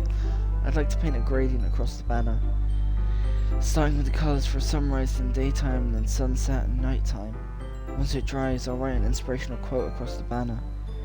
We can hang it on the wall behind the podium on the front of the classroom. Neat! What are you gonna write? Well, it'll be more fun to surprise you. Yuri smiles at me. If you say so. After rolling out the banner, Yuri and I kneel on opposite sides so we don't get in the way of each other. Yuri uses a brush and adds a few dots of different colours across the banner to serve as a colour guide when we paint. This kind of reminds me of elementary school. Painting on a banner with watercolours feels a lot like the art class projects we had back then. It's relaxing. I'm sorry this feels too childish. No, I didn't mean that at all. It's kind of fun, you know? Yeah, it is fun. I'm glad you feel that way too. Yuri stops painting for a moment, thinking to herself. For me, I don't need to go out and do crazy things to have fun. In fact, I don't usually want to. I just like when I can spend time with one other person. Even if it's something simple like reading, it doesn't matter if we don't talk much.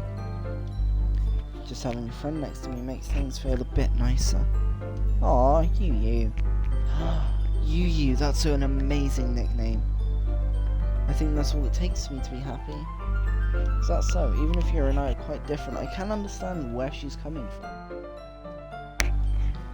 I feel that way about things like anime and... Hold on, my mic's fucked up. In games... Oh, and I missed that one. Oh, and I missed that one. I feel that way about things like anime and games, where simply sharing the experience with someone can make me happy. I think I feel the same way. Yuri smiles gently. I knew you'd understand. Yuri leans over the banner to grab an unused paintbrush. But I move at the same time, causing my head to bump into hers. Ooh. Kia. Sorry. Yuri reels back and I quickly lift my hands in surprise. Are you hurt? No, I'm not hurt. Just startled me, that's all. Sorry. I should have asked you to get it for me. It's not your fault. Your face. There are droplets of paint on Yuri's face and neck. Is there something on my face? Yeah, I accidentally got paint on you. Sorry, it's totally my fault. I'll get a towel right away.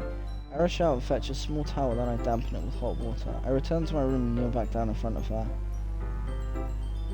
Oh my god, these fucking artworks are sick! Here, I pat down Yuri's face and neck with the towel. Something wrong? It's hot. I just didn't expect it. Sorry, I didn't want to use cold water. Having finished, I start to retract my hand. Yuri suddenly holds my wrist. Wait. Just for a little longer.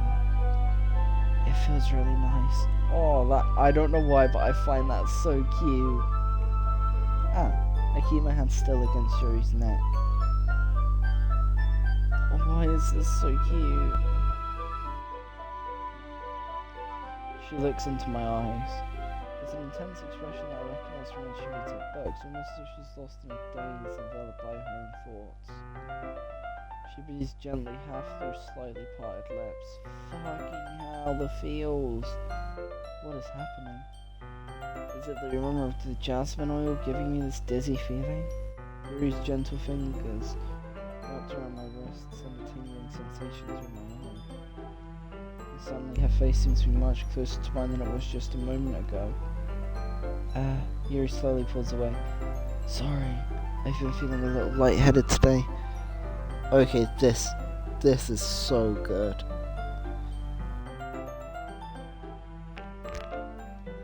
I didn't mean to space that. It's fine. The moment is over as soon as it began. Yuri picks up her brush again. Oh, that was so fucking cute. But her movements seem clumsy, like she's unable to focus. I remain silent, forced to ignore the event that just transpired. I hesitantly retrieve my own brush and continue following Yuri's example.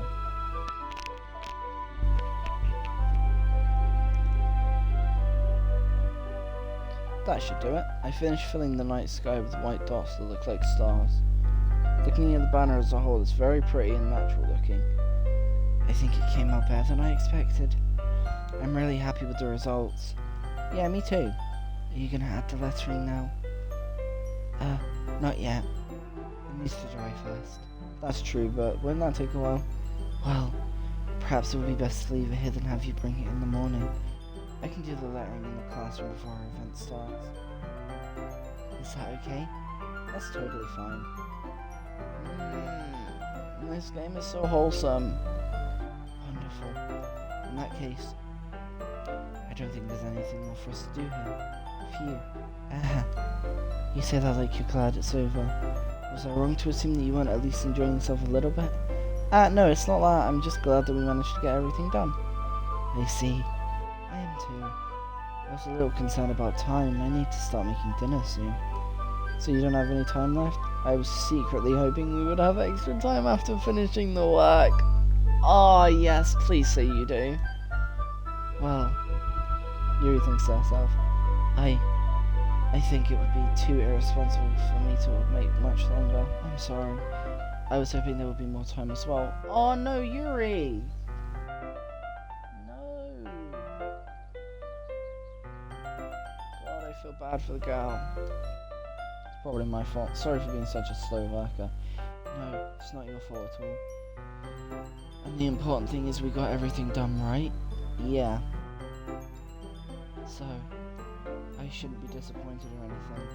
Gathering all her things, Yuri seems to look a little downcast. I understand why. It sounded like she rarely gets the opportunity to spend time with friends in a relaxed manner. Wait. Oh, in a relaxed environment, but that doesn't mean that this is the last time it can happen. Once Yuri packs up, I walk her out the front door. Thank you very much for having me today. No problem, I'm glad I was able to help. Just let me know if there's anything else you need me to bring tomorrow. I will. Well then, Yuri fidgets. I guess I'll see you tomorrow. Wait, I kinda say that without thinking. About today. It's fine that we didn't have as much time as we wanted because we can do this again. Whenever you want, you can come over or we can go out somewhere. I forgot you don't like going out much. As I stumble over my words, so Yuri simply smiles bashfully. Anyway, you know what I'm trying to say, so... You're very thoughtful, senpai. Yuri takes a step closer to me and briefly squeezes my hand.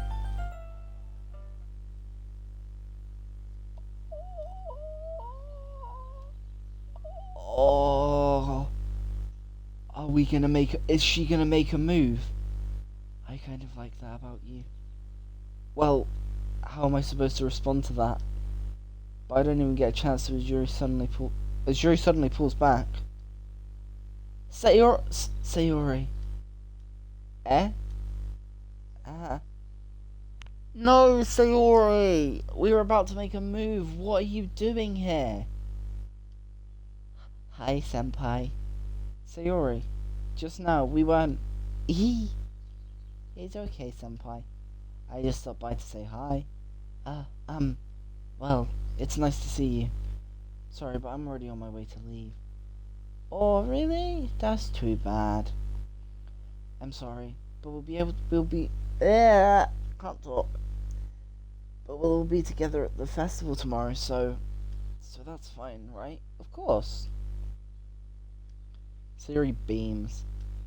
Yeah, so I'll see you tomorrow. Clearly embarrassed, Yuri hurries off. No! You, come back! Sayori waves goodbye after her. Sayori, I thought you didn't want to come over today. Well, I tried staying in my room, but my imagination was being really mean to me. So I had to come here and see it for myself. See what? What are you talking about? You know, how much fun you were having with Yuri, how close you got to her. Makes me really happy. You made such good friends. That's all that matters to me. Tears start to fall down Sayori's face. That's all that matters to me. Why am I feeling this way, senpai? I'm supposed to be happy for you. Oh, no, look at her. Oh my god. The feels are back. Why does it feel like my heart is splitting in half? It hurts so much. Everything hurts so much. This would be so much better if I could just disappear. No. Sayori, don't say that. It's true, senpai. If I wasn't here, then you wouldn't have to waste your sympathy on me. You wouldn't have to put up with me being selfish. Monica was right. I should just... Monica was right about what? Sayori, what I said before is true.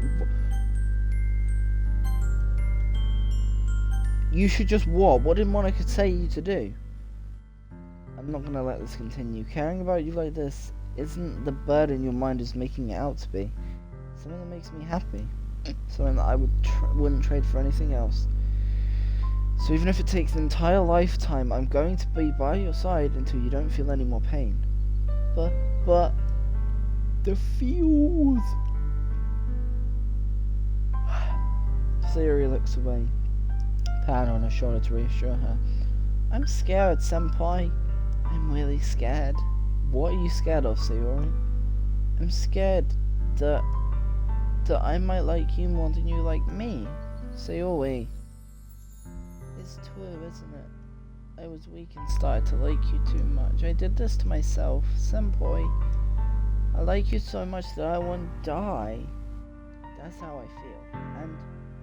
And that's enough, Sayori. I don't want you to hurt anymore. Ooh, shit. I slide my hand down Sayori's arm and squeeze her hand in my own. Do you remember how I said I always know what's best for you? Do you still believe me? Wordlessly, Sayori nods. Even if you don't understand all of your own feelings, I know what you need the most right now. That's what I'm gonna give you. Nah, you are fucking kidding. You're gonna make me fucking choose. Oh, which one should I choose?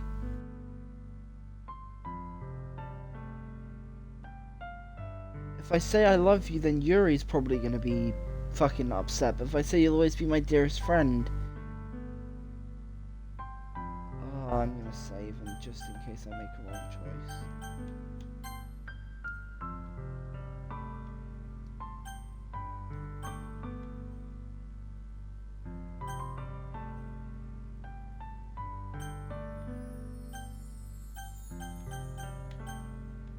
You know what?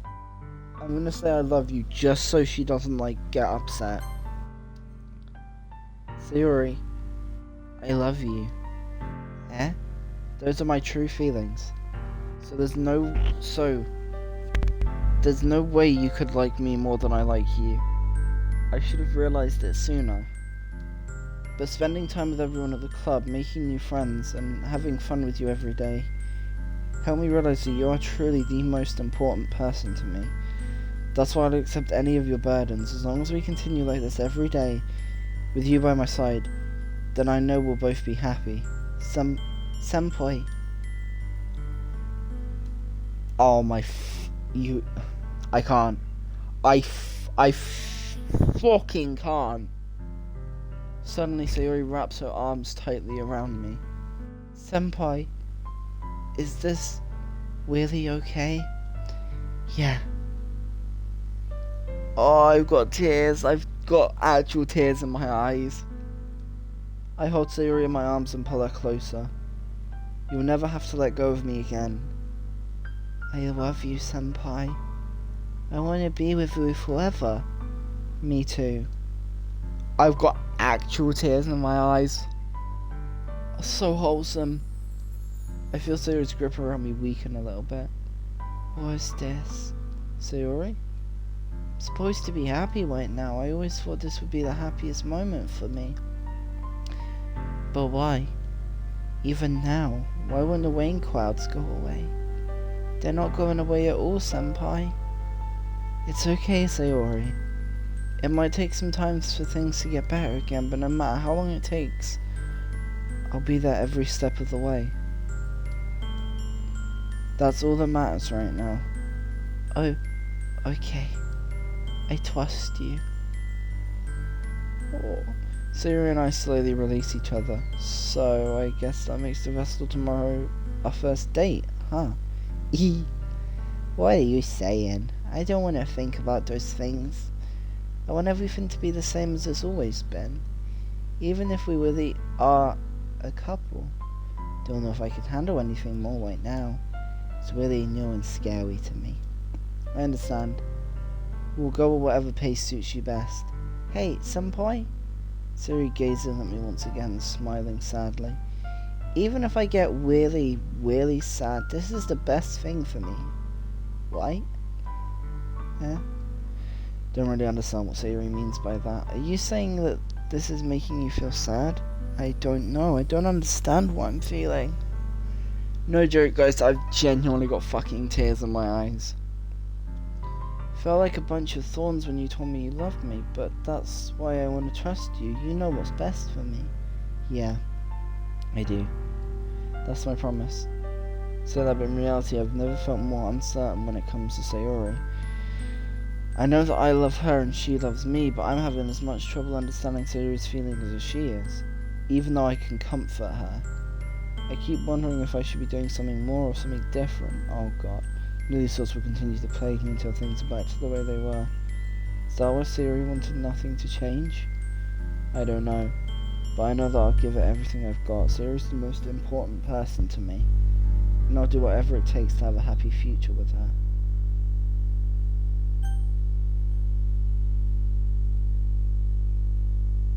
Oh god. Content warning, suicide.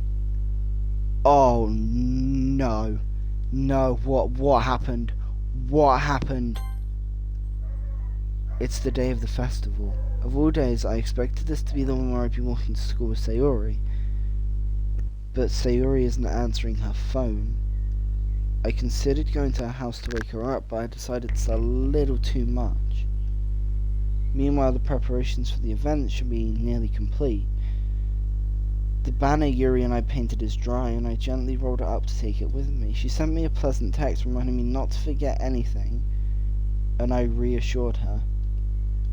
Funnily enough, I probably feel the same way as Natsuki about the event. I'm more excited for it to be over so I can spend time with Sayori and Yuri at the festival. But knowing Monica, I'm pretty sure the event will be great too. Senpai, you're the first one here. Thanks for being early. That's funny, I thought at least Yuri would be here by now. Monica's placing little booklets on each of the desks in the classroom. They must be the ones she prepared to have all the poems we're performing. There's no music and I don't like this. In the end, I found a random poem online that I thought Monica would like and submitted it. So that's the one I'll be performing. Oh god, where's the music?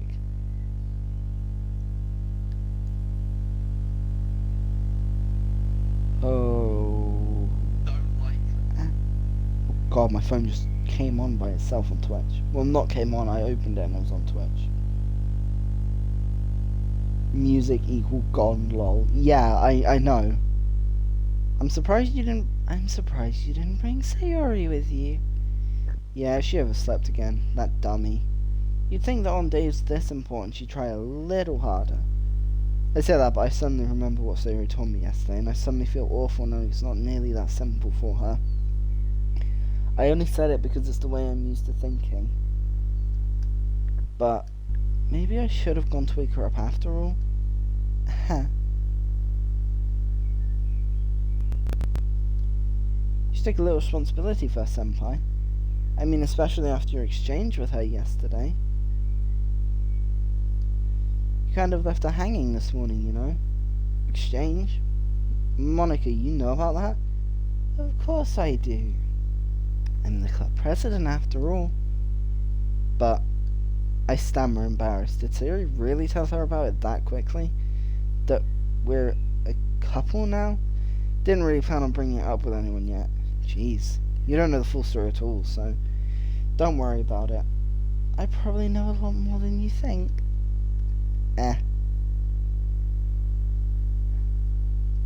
Monica was being as friendly as usual, but for some reason I felt a chill down my spine after hearing that. Hey, do you want to check out the pamphlets? They came out really nice. Sure. I grabbed one of the pamphlets laid out on the desks. Oh yeah, they really did. Something like this would definitely help people take the club more seriously. Yeah, I thought so too. I flipped through the pages. Each member's poem is neatly printed on its own page, giving it an almost professional feel. I recognized Natsuki's and Yuri's poems from the ones they performed during our practice. What's this? I flipped to Sayori's poem. It's different from the one she practiced. It's one that I haven't read before. What the fucking hell is this? Percentage. Get out of my head. Get out of my head. Get out of my head before I do what I know is best for you. Get out of my head before I listen to everything she said to me.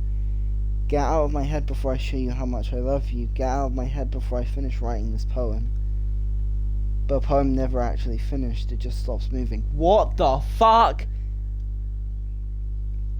What is this? Reading the poem, I get a pit in my stomach.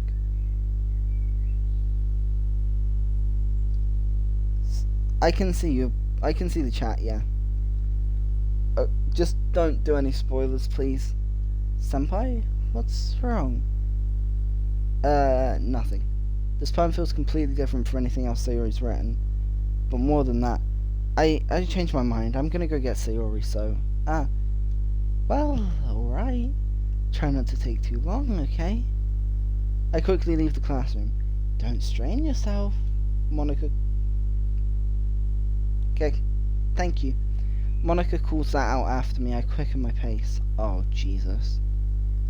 What was I thinking? I should have tried a little bit harder for Sayori. It's not a big deal to at least wait for her, or help her wake up.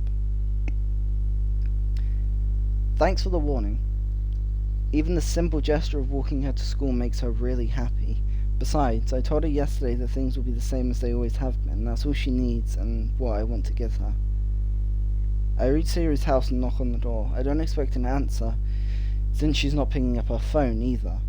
Like yesterday, I open the door and let myself in. Sayori? She really is a heavy sleeper. I swallow. I can't believe I ended up doing this after all. Waking her up in her own house? That really is something that a boyfriend would do, isn't it? In any case, it just feels right. Outside Sayori's room, I knock on her door. Sayori? Wake up, dummy. There's no response. I really didn't want to have to enter her room like this. Isn't it kind of a breach of privacy? But she really leaves me no choice. I gently open the door. Say... What the what? What the fuck? I'm sorry, what?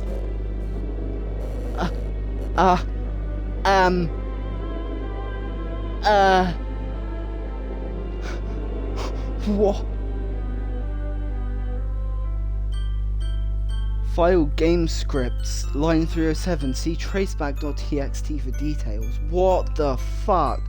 What the fuck? Oh my fucking Christ, that made me jump.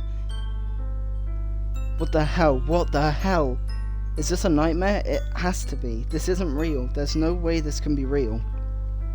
Sayori wouldn't do this. Everything was normal up until a few days ago. That's why I can't believe what my eyes are showing me. I suppressed the urge to vomit. Just yesterday I told Sayori I would be there for her. Yo, this music is giving me chills. I told her I know what's best and that everything will be okay. Then why? Why would she do this? How could I be so helpless? What did I do wrong? Confessing to her? Shouldn't have confessed to her. It's not what Sayori needed at all. She even told me how painful it is for others to care about her. Then why? Why did I confess to her and make her feel even worse? Why was I so selfish? This is my fault. My swimming thoughts keep telling me everything I could have done to prevent this. Bro. If I just spent more time with her, walked her to school, and remained friends with her like it's always been, then I could have prevented this. I know I could have prevented this. Screw the literature club, screw the festival, I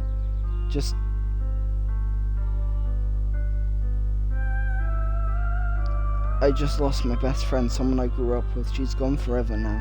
Nothing I can do can bring her back. This isn't some game where I can reset and try something different. I only had one chance and I wasn't careful enough.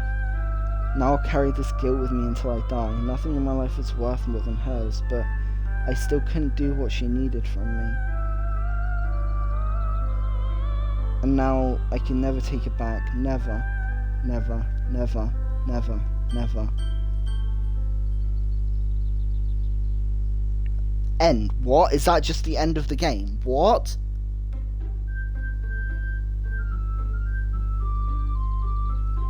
So is that just... That can't be the end of the game. No, it's not the end. Okay. What the fuck? Wait, hold on. If I exit...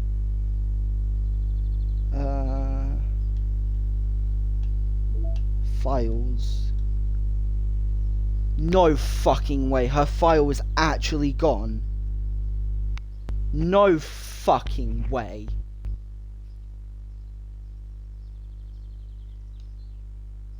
Happy thoughts stop attribution. What? Okay, that was already there. Happy thoughts stop. Oh, whoa, what the? What? The fuck is that? Reset dot... I don't want to click that. Wait. Unable to open reset. Yeah, I didn't think so. Trace back. Come on. Oh jeez, I didn't break anything, did I? Hold on a sec, I can probably fix this.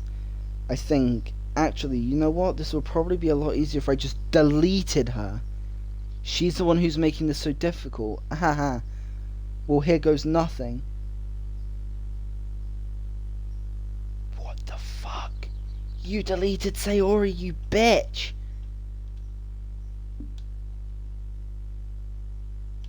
Pictures.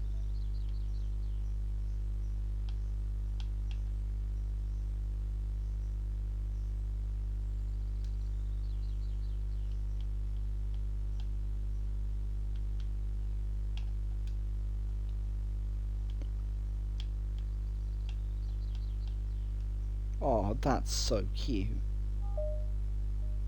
Yes, that is my new wallpaper. Yeah, I have 3 side stories.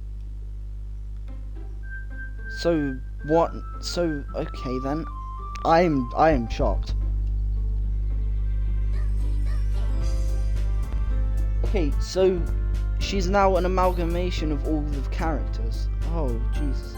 Wait, load game? What happens if I... What happens if I load? File error. Character / Sayori.chr. The file is missing or corrupt. The save file is corrupt, starting a new game.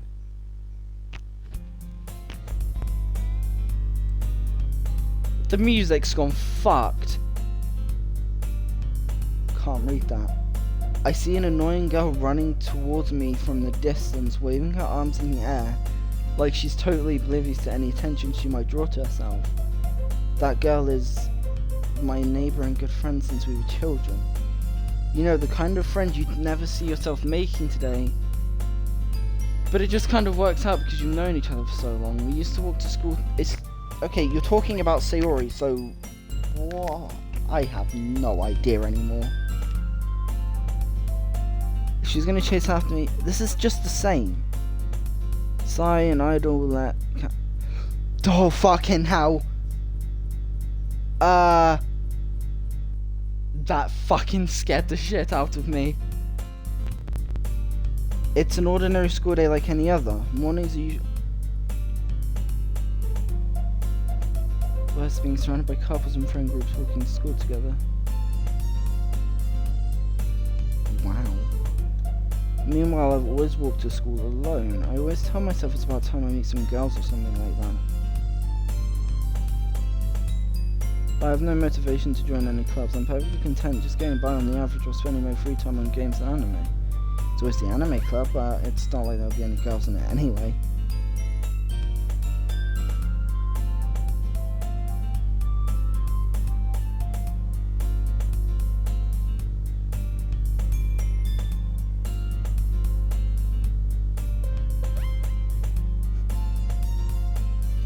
After I pack up my things, I step blankly at the wall looking for an ounce of motivation. Clubs.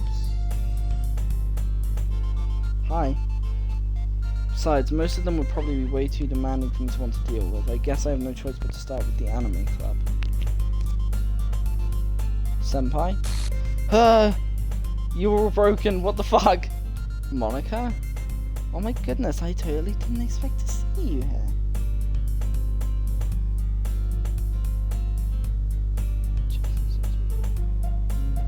Wow. It's been a while, right? Yeah, it has. Monica smiles sweetly. We do know each other, well, we rarely talk, but we were in the same class last year. This game, honestly, this game fucking took a turn. Yeah, it basically, the game's trying to rewrite itself. Basically completely out my league. So having a smile at me so genuinely feels a little, what did you come in here for anyway? Just been looking for supplies to use my club, but do you know if there's any construction paper in here? Or markers? Probably check the fucking closet. Yeah, exactly. Check the closet and get the fuck away from me. You're in the debate club, right? About that. I actually quit the debate club. Really? You quit? Yeah. To be honest, I can't stand all the politics around the major clubs. It was like nothing but arguing about the budget and publicity, how to prepare for events. I'd much rather take something I personally enjoy and make something special out of it.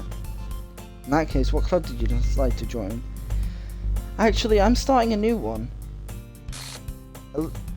Fucking hell, fuck off! A literature club. Literature? That sounds kind of dull. How many members do you have so far? It's kind of embarrassing, but there are only 3 of us so far. It's really hard to find new members for something that sounds so boring. Well, I can see that.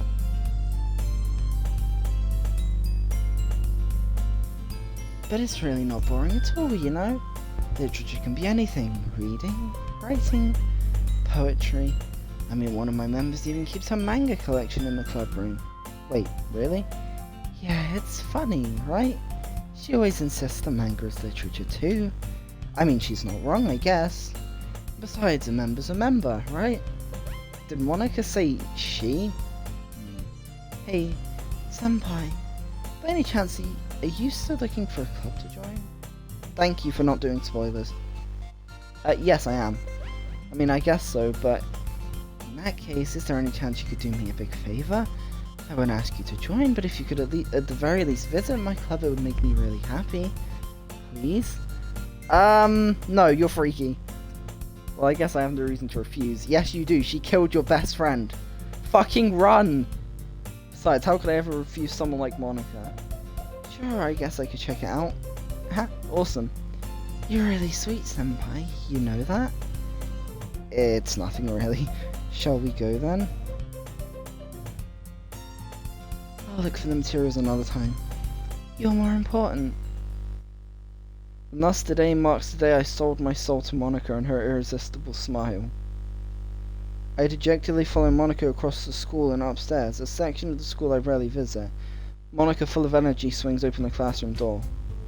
I'm back, and I brought a guest with me. Fuck off! A guest? Seriously, you brought a boy? Way to kill the atmosphere. Don't be mean, Natsuki. But anyway, welcome to the club, senpai. Words escape me in this situation. This club is full of incredibly cute girls. So let me guess, you're Monica's boyfriend, right? What? No, I'm not. Natsuki. The girl with the sour attitude whose name is apparently Natsuki is one I don't recognize. Her small figure makes her look like a first-year student.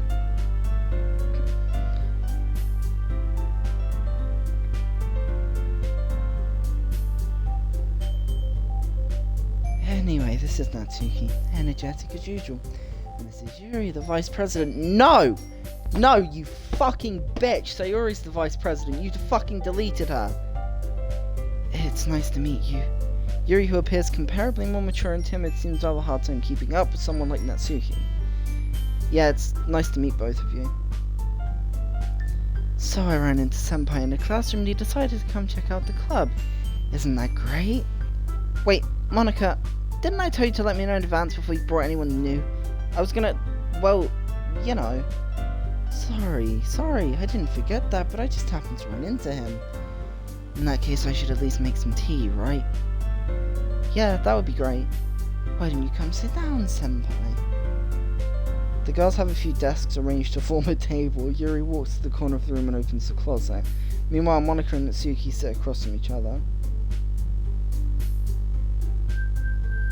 Not gonna lie, Yuri is best waifu.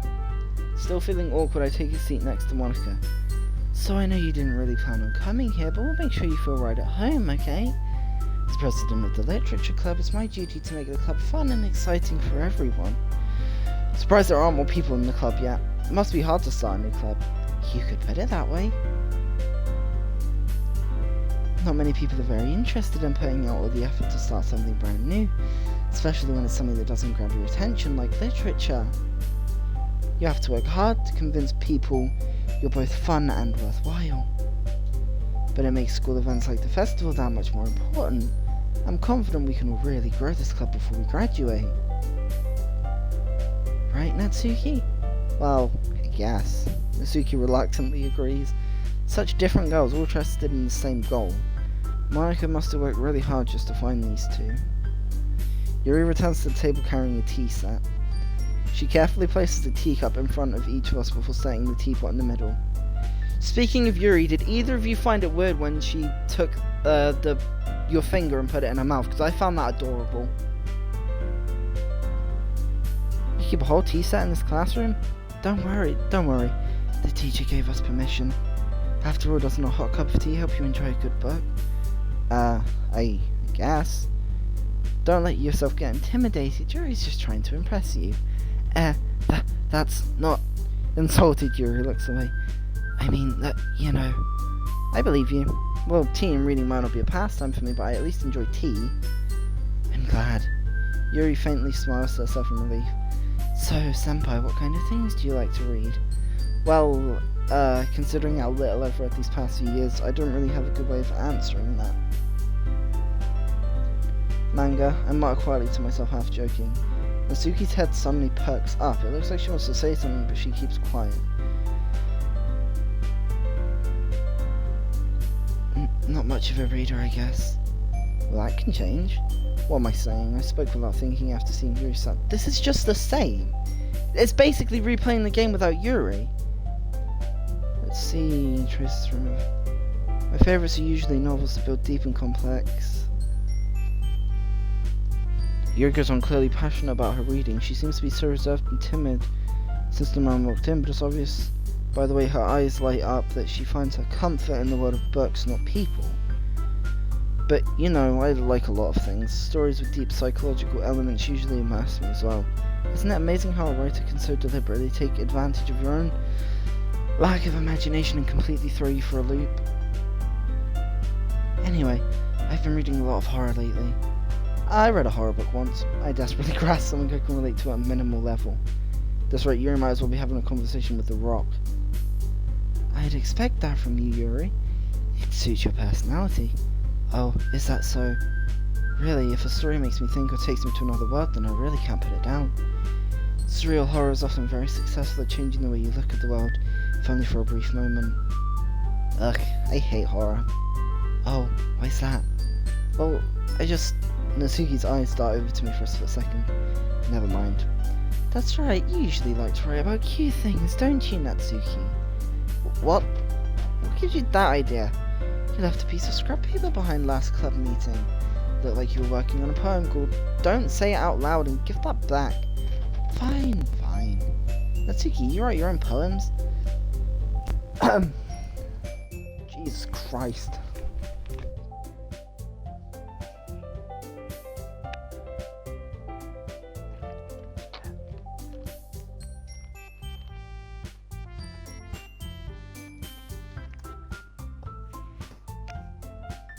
Well, I guess, sometimes. Why do you care? I think that's impressive. Why don't you share them sometime? No. Natsuki avouts her eyes. You wouldn't like them. Not a very confident writer yet. I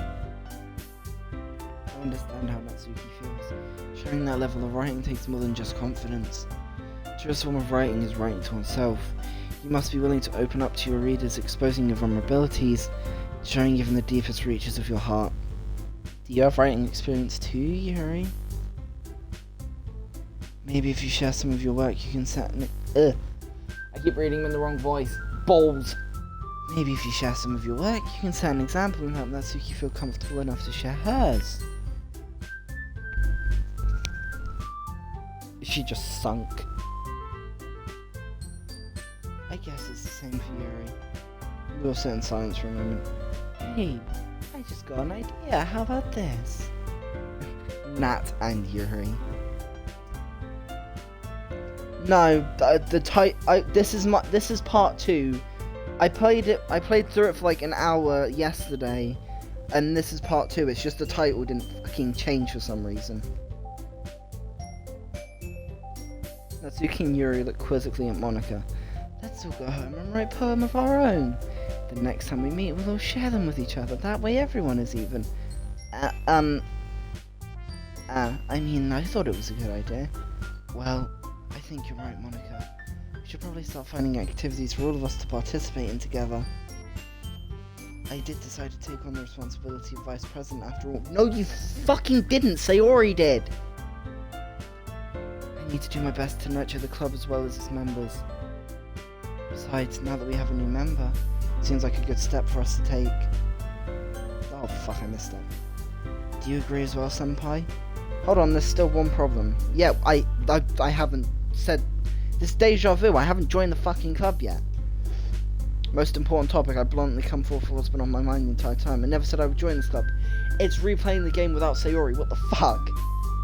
Monica may have convinced me to stop by, but I never made any decision. I still have other clubs to look at, and... lose my train of thought. All the three girls step back at me with dejected eyes. But... I'm sorry, I thought... The girls exchange glances before Monica turns back to me. I guess I need to tell you the truth, Senpai. The thing is, we don't have enough members yet to form an official club. Fucking terrifying. Honestly. Also, if you want to watch the VOD, I'll put a YouTube link at the end. Like, I'll upload it to YouTube, and I'll put a link somewhere so you can see that. We don't have enough members yet to form an official club. We need 4. I've been trying really, really hard to find new members. If we don't find one more before the festival, I'm defenseless against these girls. I said this yesterday, I'm going to say it again. I'd be the same. I wouldn't be able to deny them. How am I supposed to make a clear-headed decision when it's like this? I would feel terrible for letting everyone down in the situation. Besides, the club itself seems pretty relaxed. So if writing poems is the price I need to pay in order to spend every day with these beautiful girls... Right, okay, decided then. I'll join the club. One by one the girls' eyes light up. Oh my goodness, really? Do you really mean that, Senpai? Yeah, it could be fun, right? You really did scare me for a moment. I mean, if you really just left after all this, I would be super pissed. Senpai, I'm so happy. We can become an official club now. Thank you so much for this, you're really amazing. I'll do everything I can to give you a great time, okay? Thanks? I guess. Okay, everyone. I think with that, we can officially end today's meeting on a good note. Everyone remember tonight's assignment. Write a poem to bring to the next meeting so we can all share. Monica looks over at me once more. Senpai, I look forward to seeing how you express yourself. Yeah. Can I really impress the class star Monica with my mediocre writing skills? Probably not. I already feel the anxiety welling up inside me. Meanwhile, the girls continue to chit-chat as Yuri cleans up the tea set. Guess I'll be on my way then. Okay, I'll see you tomorrow then. I can't wait.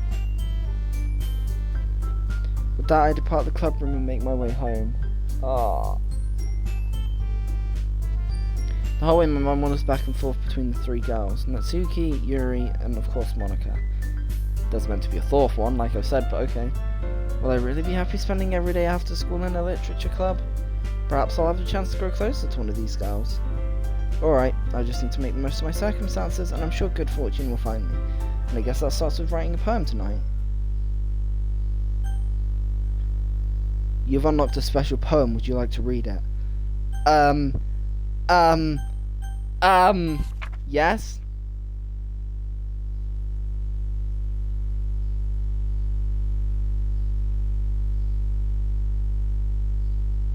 I can't convince myself to go to therapy when I'm the happiest I've ever been. I'd rather keep this up till I blow my cover and someone takes me to... I'm going to assume that says emergency room. What the flying fuck? And then it's just here. Wow. You know what? I might as well finish. I'm going to finish the game. You know what? Screw it. Don't know how long it's going to take, but I'm going to just go until I finish the game. And I'm actually going to keep going for Yuri's route. So, extreme... Death. Depression. That one. That one. That one. That one. That one. That one. That one. That one. That one. That one. You are not romantic. Fuck off. Piss off.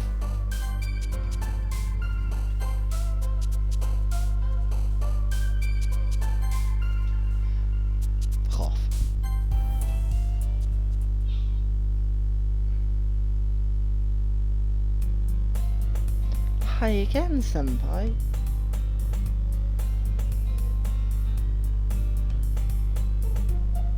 Whoa, whoa, whoa, whoa, whoa, whoa.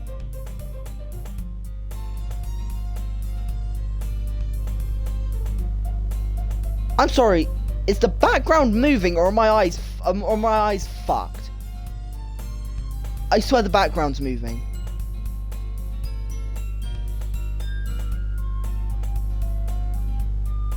Someone tell me I'm not crazy. That's moving, right?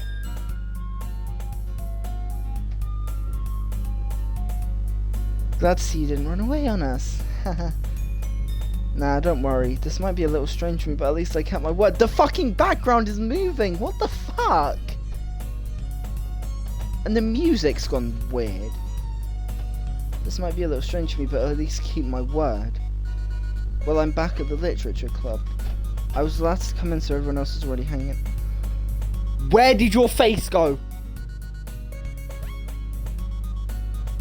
What is happening? Thanks for keeping your promise, senpai. I hope this isn't too overwhelming of a commitment for you. Okay, the music's back to normal.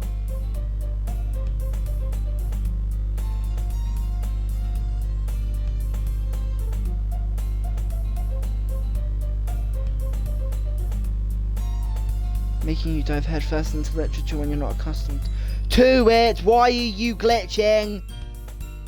Oh, come on, like he deserves any slack. You already had to be dragged here by Monica. I don't know if you plan to just come here and hang out, or what. If you don't take us seriously, then you won't see the end of it.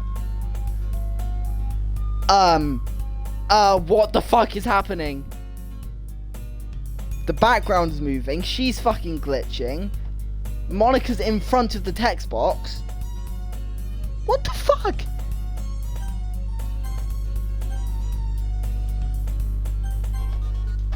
Natsuki, you certainly have a big mouth for someone who keeps a manga collection in the club room. Natsuki finds herself stuck between saying Monica and manga. Manga is literature. Yeah, that's definitely moving. Wow. Swiftly defeated, Natsuki plops back into her seat. I'm sorry, senpai. We'll make sure to put your comfort first, okay? Yuri shoots Natsuki with a disappointed glance. Why is that background moving and why is she getting closer?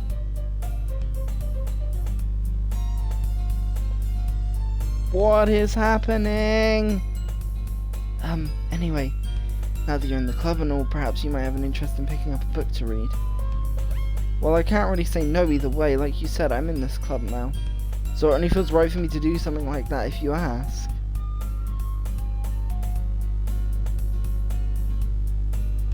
How long does that go on for? Oh, wait, I didn't mean it like that. Ooh, if you don't really want to, then forget I said anything, I guess. No, it's not that, Yuri. I want to try and be a part of this club, so even if I don't read often, be happy to pick up a book if you wanted me to. Are you sure? I just felt like, well, as vice president and all, that I should help get you started on something you might like. Is that still That's still moving. I'm sorry to keep keep you waiting, but I want to see how far that goes. There's no way it goes all the way upside down, right?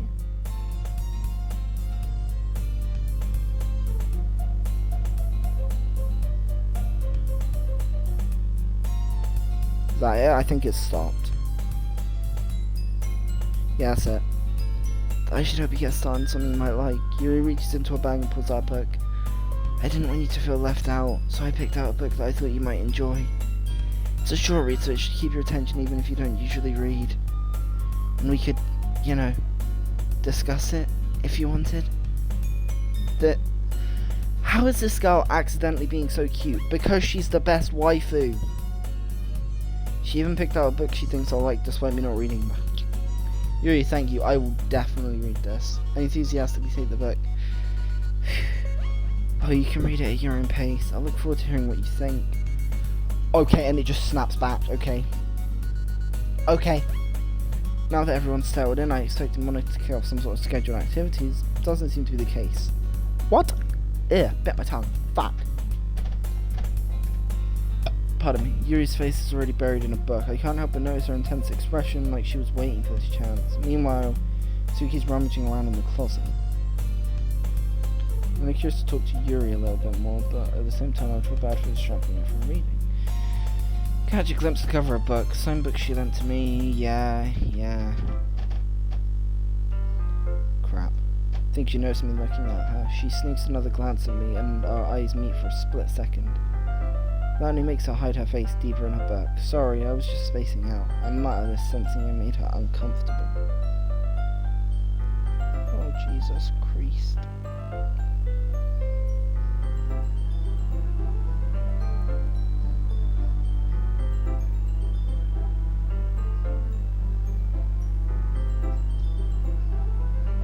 I muttered this, sensing I made her uncomfortable.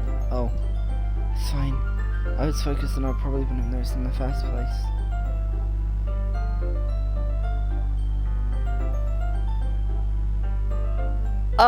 Yuri, what's going on with your eye?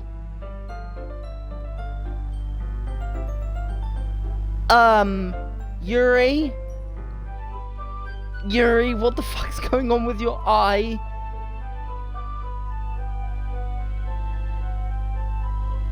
Hello?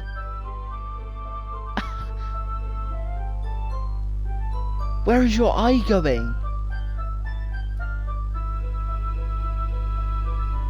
Where is your eye going? Where is it going to go?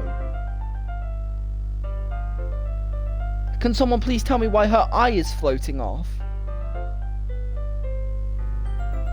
That's the book you gave me, right? Mm-hmm. I wanted to reread some of it. Okay then. Not for any particular reason. Just curious, how come you have two copies of the same book? Well, when I stopped at the bookstore yesterday... That's not what I meant. I mean, just happened to buy two of them. I see. Something fairly obvious here that Yuri isn't telling me, but I decided to let it go. Definitely start reading it soon. I'm glad to hear. Once it starts to pick up, you might have a hard time putting it down. It's a very engaging and relatable story. Is that so? What's the story about, anyway?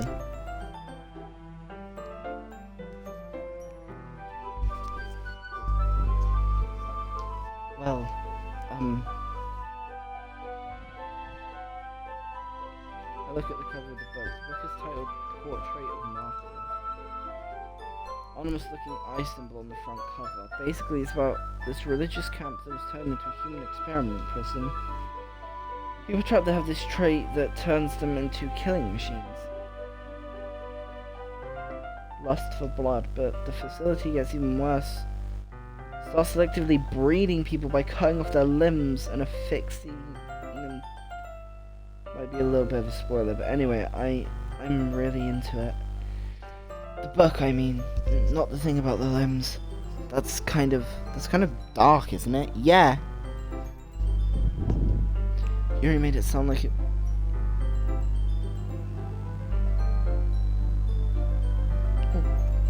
Yuri made it sound like it was going to be a nice story, so that dark town came from nowhere. I still want to know why your fucking eye was floating off of your face. Yuri made it sound like it was going to be a nice story, so that dark town came from nowhere. Ah. Are you not a fan of that sort of thing, senpai? No, it's not that. I mean, I can definitely enjoy those kinds of stories, so don't worry. I hope so. Yeah, I totally forgot that Yuri's into those things. She's so shy and reclusive on the outside, but her mind seems to be completely different.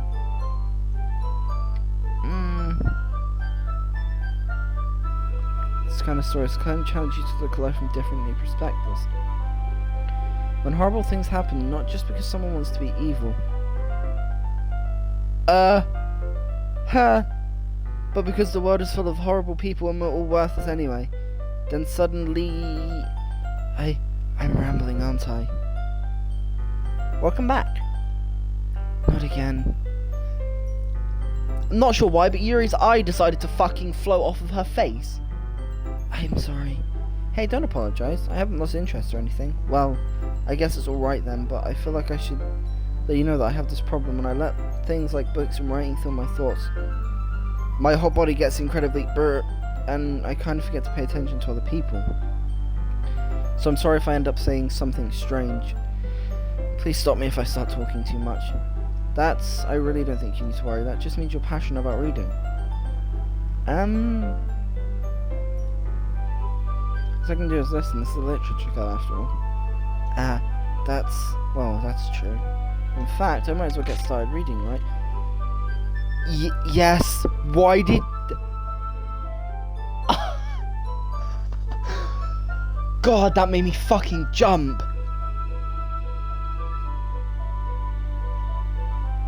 I mean, you don't have to, but... what are you saying? Let me just get the book. Quickly retrieve the book from my... I had put in my bag. Right, it's fine if I sit here, right? I slip into the seat next to Yuri's. Yeah. Are you sure? You seem a little apprehensive. I'm sorry. It's not that I don't want you to, it's just sometimes I'm not very used to this.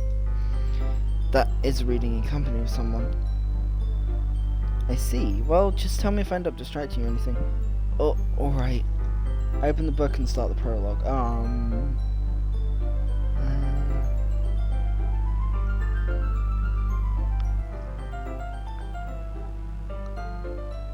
Not a particularly bad thing, a little distracting.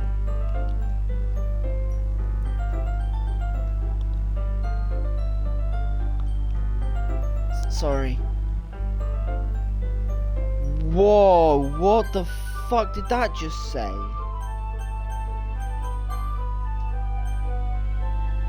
I don't have anything skipped on. I didn't skip that. I do? I don't really mean to. Sorry. I mean, here, this should work, right? I slide my desk into this up against yours and hold my book more between two. I suppose so. Yuri timidly closes her own copy. Once we each lean in a little bit, our shoulders are almost touching. Feels like my left arm is in the way, so instead I use my right hand to hold the book open. Guess that makes it kind of difficult to turn the page. Here.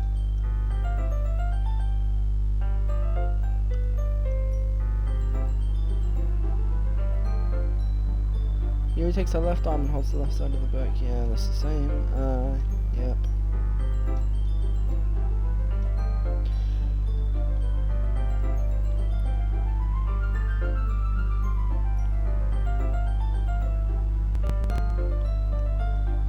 Are you ready? To turn the page. Sorry. I think I got distracted for a second.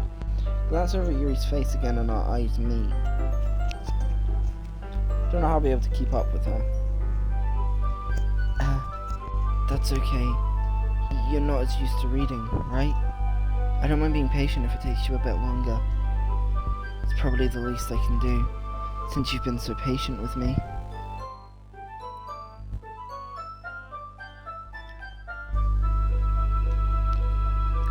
Yeah. Thanks. So we continue reading. You no longer ask me if I'm ready to turn the page. Instead, I just assume that she's finished. She finishes the page before me, so I turn it by my own volitation.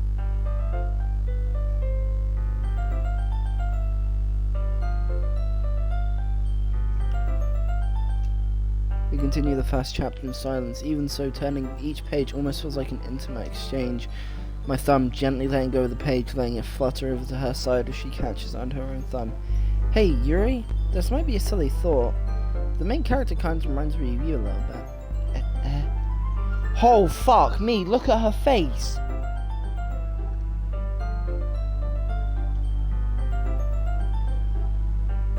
No, I don't relate to this character at all. Definitely not. Really? I was just thinking the way she second guesses things. She says and all that. That's what you were talking about. Sorry. So you meant something else about her? Something else? Never mind. What is with that face? We didn't even get that far yet, so I don't know why it came into my head. Yuri, are you feeling alright? Yuri's been a little fidgety ever since we started reading. Hold on. I got a message, guys, hold on a sec.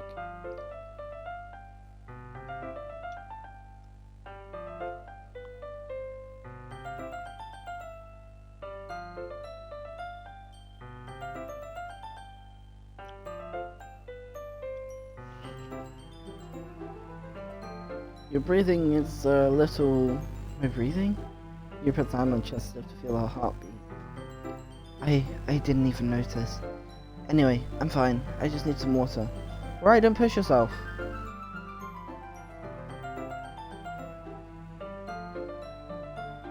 He stands up and practically rushes out of the classroom. What on earth was that about?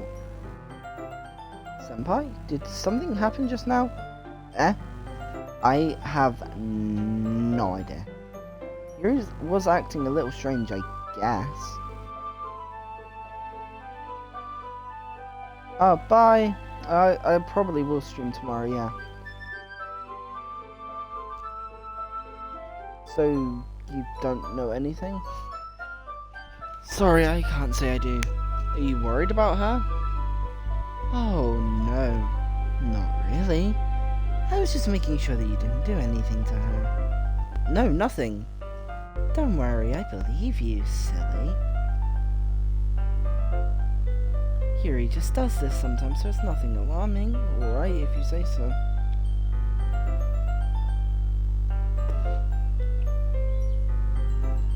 Anyway, why don't we start sharing our poems with each other? Eh? Shouldn't we wait for Yuri? Well, she might be a while, so I just figured we'd get started without her. Is that okay? Yeah, I was just asking. Let's stand up. I make a mental note where I left it from the book and slip it back into my bag. Natsuki. I told Natsuki I was interested in her poems yesterday. It's probably only fair if I shared mine with her first. Senpai, if you're not going to take this club seriously, then go home. What? Harsh. Yeah, harsh. What, you're supposed to believe you actually put effort into this? Do you think I'm stupid? I'm not a writer. Maybe it's not very good, but yeah, I did put effort into it. We'll start somewhere, right? If you're still proud of the first poem you ever wrote, then I'd like to read it. Painful to think about? Fine. Well, sorry. You'll get better anyway. I'd tell you what to improve, but you're better off just trying again. Fair enough. Well, to each their own, I guess. Anyway, I guess I gotta share mine now. Knowing you'll probably think it's stupid. Yeah, this is just the same. Yeah, told you weren't gonna like it. I like it. What? Just be honest. Yeah. Why are you so convinced I wouldn't like it? Well, because everyone in high school thinks writing has to be all sophisticated and stuff. I'm sophisticated too. I'm so sorry. So people don't even take my writing seriously, but isn't the point of poems for people to express themselves? Writing style wouldn't make your message any less valid. Yes, exactly! Like when it's easy to read, but it hits you hard, like in this poem. Seeing everyone around you do great things can be really disheartening. So I decided to write about it. Yeah, I understand, but the other nice thing about simple writing is that it puts more weight on the wordplay. I could set up for a rhyme at the end, but then made it fall flat on purpose. Helps bring out the feeling in the last line. So you did. Guess more into it than I realized. That's what it means to be a pro. I'm glad you learned something. Didn't expect that from the youngest one here, did you? Yeah, I guess not. Decided to humour her with that last comment. Don't really care how old everyone is, but if Natsuki's feeling proud, then I won't take that away from her. Hi, senpai. Having a good time so far? Yeah. Good, glad to hear it. By the way, since you're new and everything, if you ever have any suggestions for the club, like new activities or things we can do better, I'm always listening. Wait. I'm always listening. Not sure if that probably doesn't mean anything. Don't be afraid to bring things up, okay? Right, I'll keep that in mind. Of course I'll be afraid to bring things up. I'm much better off just going with the flow until I'm more settled in. Anyway, want to share your poem with me? It's kind of embarrassing, but I guess I have to. Don't worry, senpai. We're all a little embarrassed today, you know. But it's that sort of barrier that we'll all learn to get past soon. Yeah, that's true. I had Monica in my poem. Great job, senpai. I was going ooh in my head while reading it. It's really metaphorical. I'm not sure why, but I didn't expect you to go for something so deep.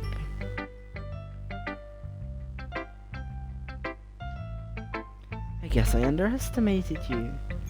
It's easy for me to keep everyone's expectations low. That way it always counts when I put some effort in. That's not very fair. Well, I guess it worked anyway. I know that Yuri likes this kind of writing, right? Writing this full of imaginary and symbolism. Sometimes I feel like Yuri's mind is just totally detached from reality. Don't mean that like a bad thing though, but sometimes I get the impression that she's just totally given up on people. She spends so much time in her own head that it's probably a much more interesting place for her. But that's why she gets so happy when you treat her with a lot of kindness. I don't think she's used to being indulged like that. She must be really starved for social interaction. So don't blame her for coming on a little strongly. Like earlier, I think if she gets too stimulated, she ends up withdrawing and looking for alone time. Suddenly the door opens. Yuri, I'm back. Did I miss anything? Not really, we all just started sharing poems with each other. Already? I'm sorry for being late. No need to apologize. We still have plenty of time, so I'm more than glad you took all the time you needed. Alright, thanks Monica. Suppose I should go get my poem now. Anyway, do you want to read my poem now? Don't worry, I'm not very good.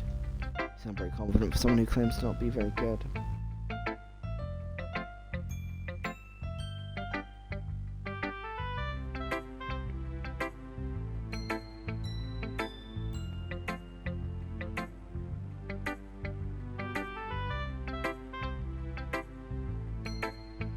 You sound pretty confident for someone who claims to not be very good.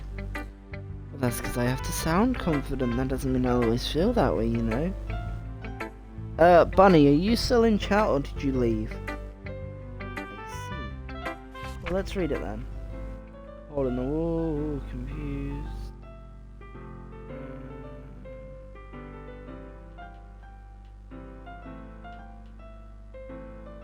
It's just the same. So, what do you think? Very freeform if that's what you call it. Sorry, I'm not really the right person to ask for feedback. It's okay. Kind of style's gone pretty popular nowadays. That is a lot of poems I've been putting.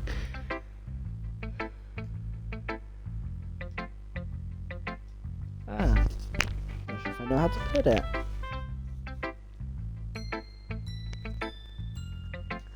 I guess you could say that I had some kind of epiphany recently. It's influencing my poems a bit. An epiphany? Yeah, something like that. I'm kind of nervous to talk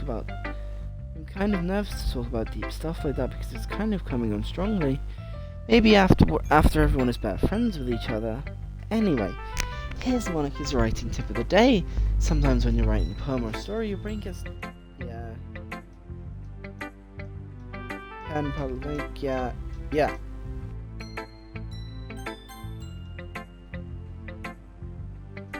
Drew's poem has right on. Exception. What was that? Did I say that out loud? Yuri first covers the mouth, but then ends up covering the whole face. Oh, Yuri! He's going to hate me. You really didn't do anything wrong, Yuri. I guess you're right. What am I getting so nervous for? Yuri takes a breath. So, what kind of writing experience do you have? Your use of imaginary metaphors indicates you've written a lot of poetry before. Really? Huge compliment coming from you. This is actually my first time, really. Huh? He says to me blankly, then looks at my poem again. Well, I knew that. I just meant... Yuri trails off, unable to find an excuse. She traces her finger along the words in her poem as if breaking it down more thoroughly.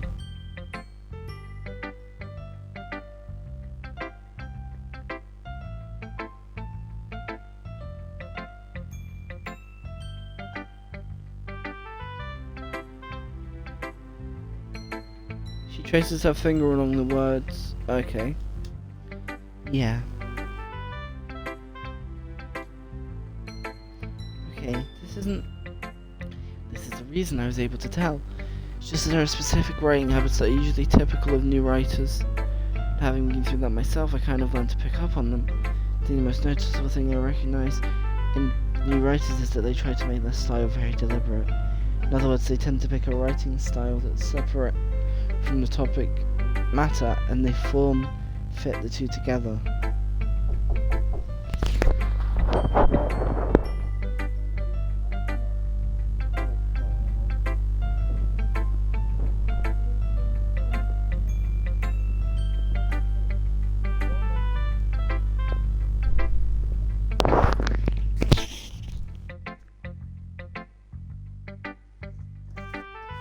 In other words, they tend to pick a writing style separate from the topic matter, and they fit the two together.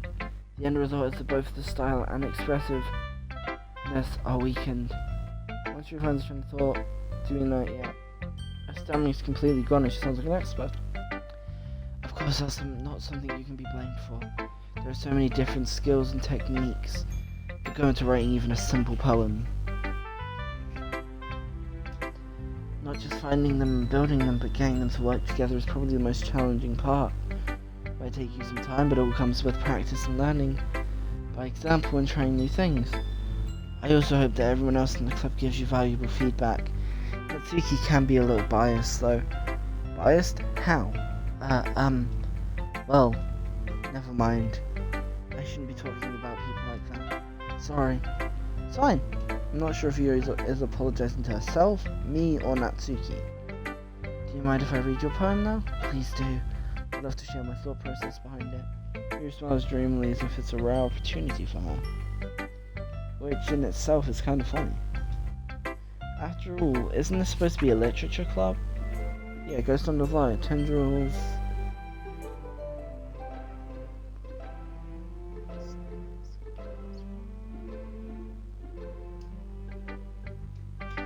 Sorry, I have such terrible handwriting. What? I wasn't thinking that at all. But it took you a long time to read. Ah, well, I just don't read script very often. I actually think your handwriting's pretty. Eh? That's a relief. Also, I like the poem. Even though it's short, it was really descriptive.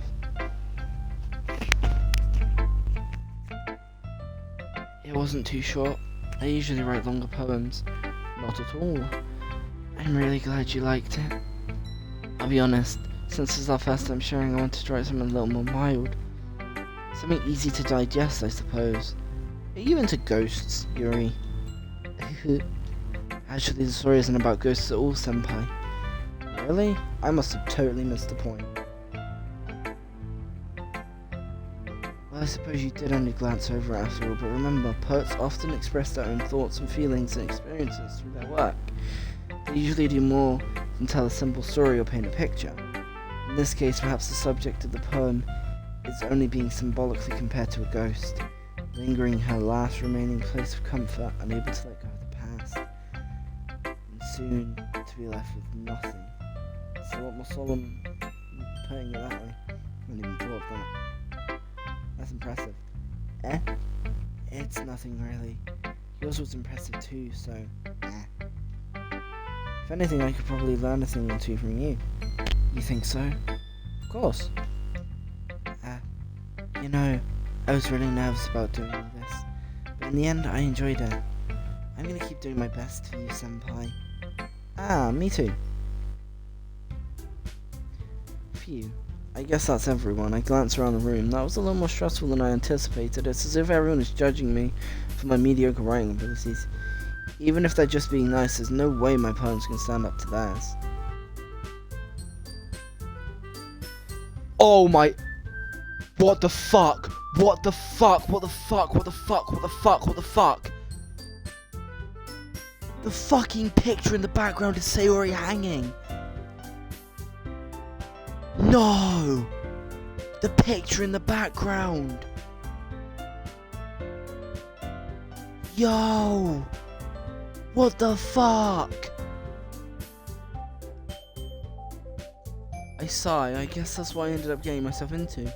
Across the room, Monica is writing something in a notebook. My eyes land on Yuri and Natsuki.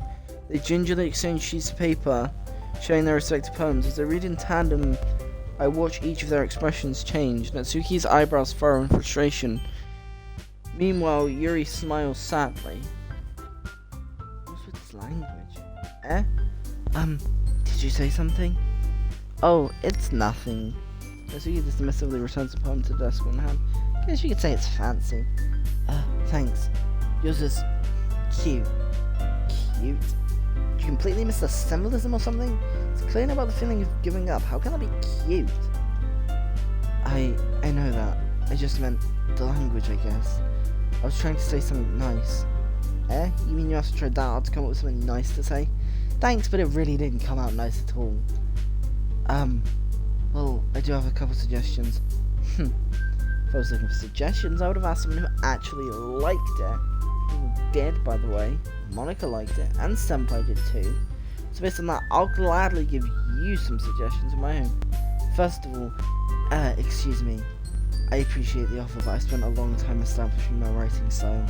I don't expect it to change anytime soon unless, of course, I come across something particularly inspiring, which I haven't yet.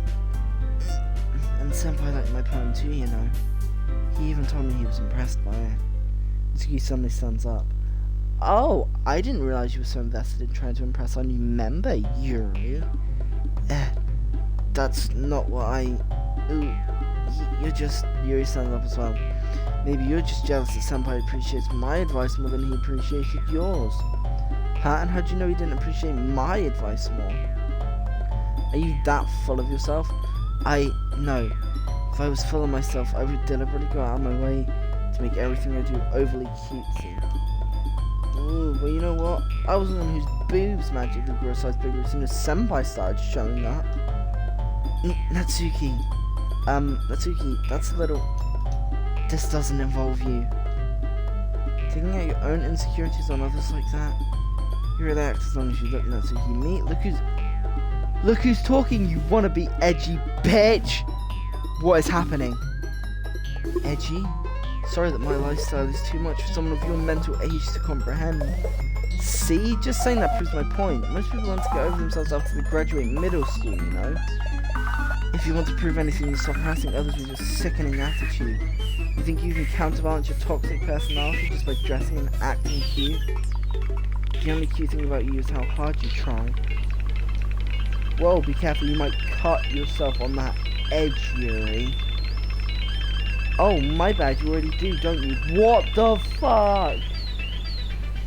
Did you just accuse me of cutting myself? What the fuck is wrong with your head? Yeah, go on, let Senpai hear everything you really think. She'll be head over heels for you after this. Suddenly Yuri turned towards me and she realized I was just standing there. Senpai, she's just trying to make me look bad. That's not true, she started it. What is going on? Whoa. Yuri. What the fuck? Yuri! I wanna pick Yuri! Why are they getting so close? Oh! Whoa! Hi, Monica. Number one, why are you in front of the text bubble? And number two, why did you just fucking scare me? Hey, Senpai, why don't we step outside for a little bit, okay? Bruh, this is weird. Sorry about that. They really shouldn't have tried to get you involved. It's probably better for us to stay out of this. We'll get back inside once they're done yelling. Some president I am, right? Can't even confront my own club members properly. Just wish I was able to be a little more assertive sometimes, but I never have it in me to put my foot down against others. You understand, right? Anyway, if this makes you want to spend less time with the others, then that's fine. Be happy to spend time with you instead. Suddenly, Natsuki runs out of the classroom. Oh no, she's crying! She quickly runs away. Oh dear. Well, it looks like they're done. I didn't mean it. I didn't mean it. Yuri's rocking back and forth in her desk with her palms on her forehead. Yuri? I didn't mean it. I believe you. I have no idea what Yuri might have said to Natsuki, or did. Senpai, please don't hate me. Please. I'm not like this. There's something wrong with me today. It's fine, Yuri. We know you didn't mean it. Besides, I'm sure Natsuki will forget all about it by tomorrow. Completely. Anyway, the meeting's over, so you can go home now if you want. Yuri looks at me like she wants to say something, but she keeps glancing at Monica. You can go first, Monica. I'd like to stay a little bit longer. I'm the president, so I should be the last one out. I'll wait for you to be done. Well, I'm vice president, so please let me take the responsibility today. Kinda sounds like you don't want me around for something, Yuri. It's not that. It's not that. I just didn't get much of a chance to discuss my book with Senpai. It would just be embarrassing with you listening. I guess I don't really have a choice, do I? I'm sorry for causing trouble. What just happened?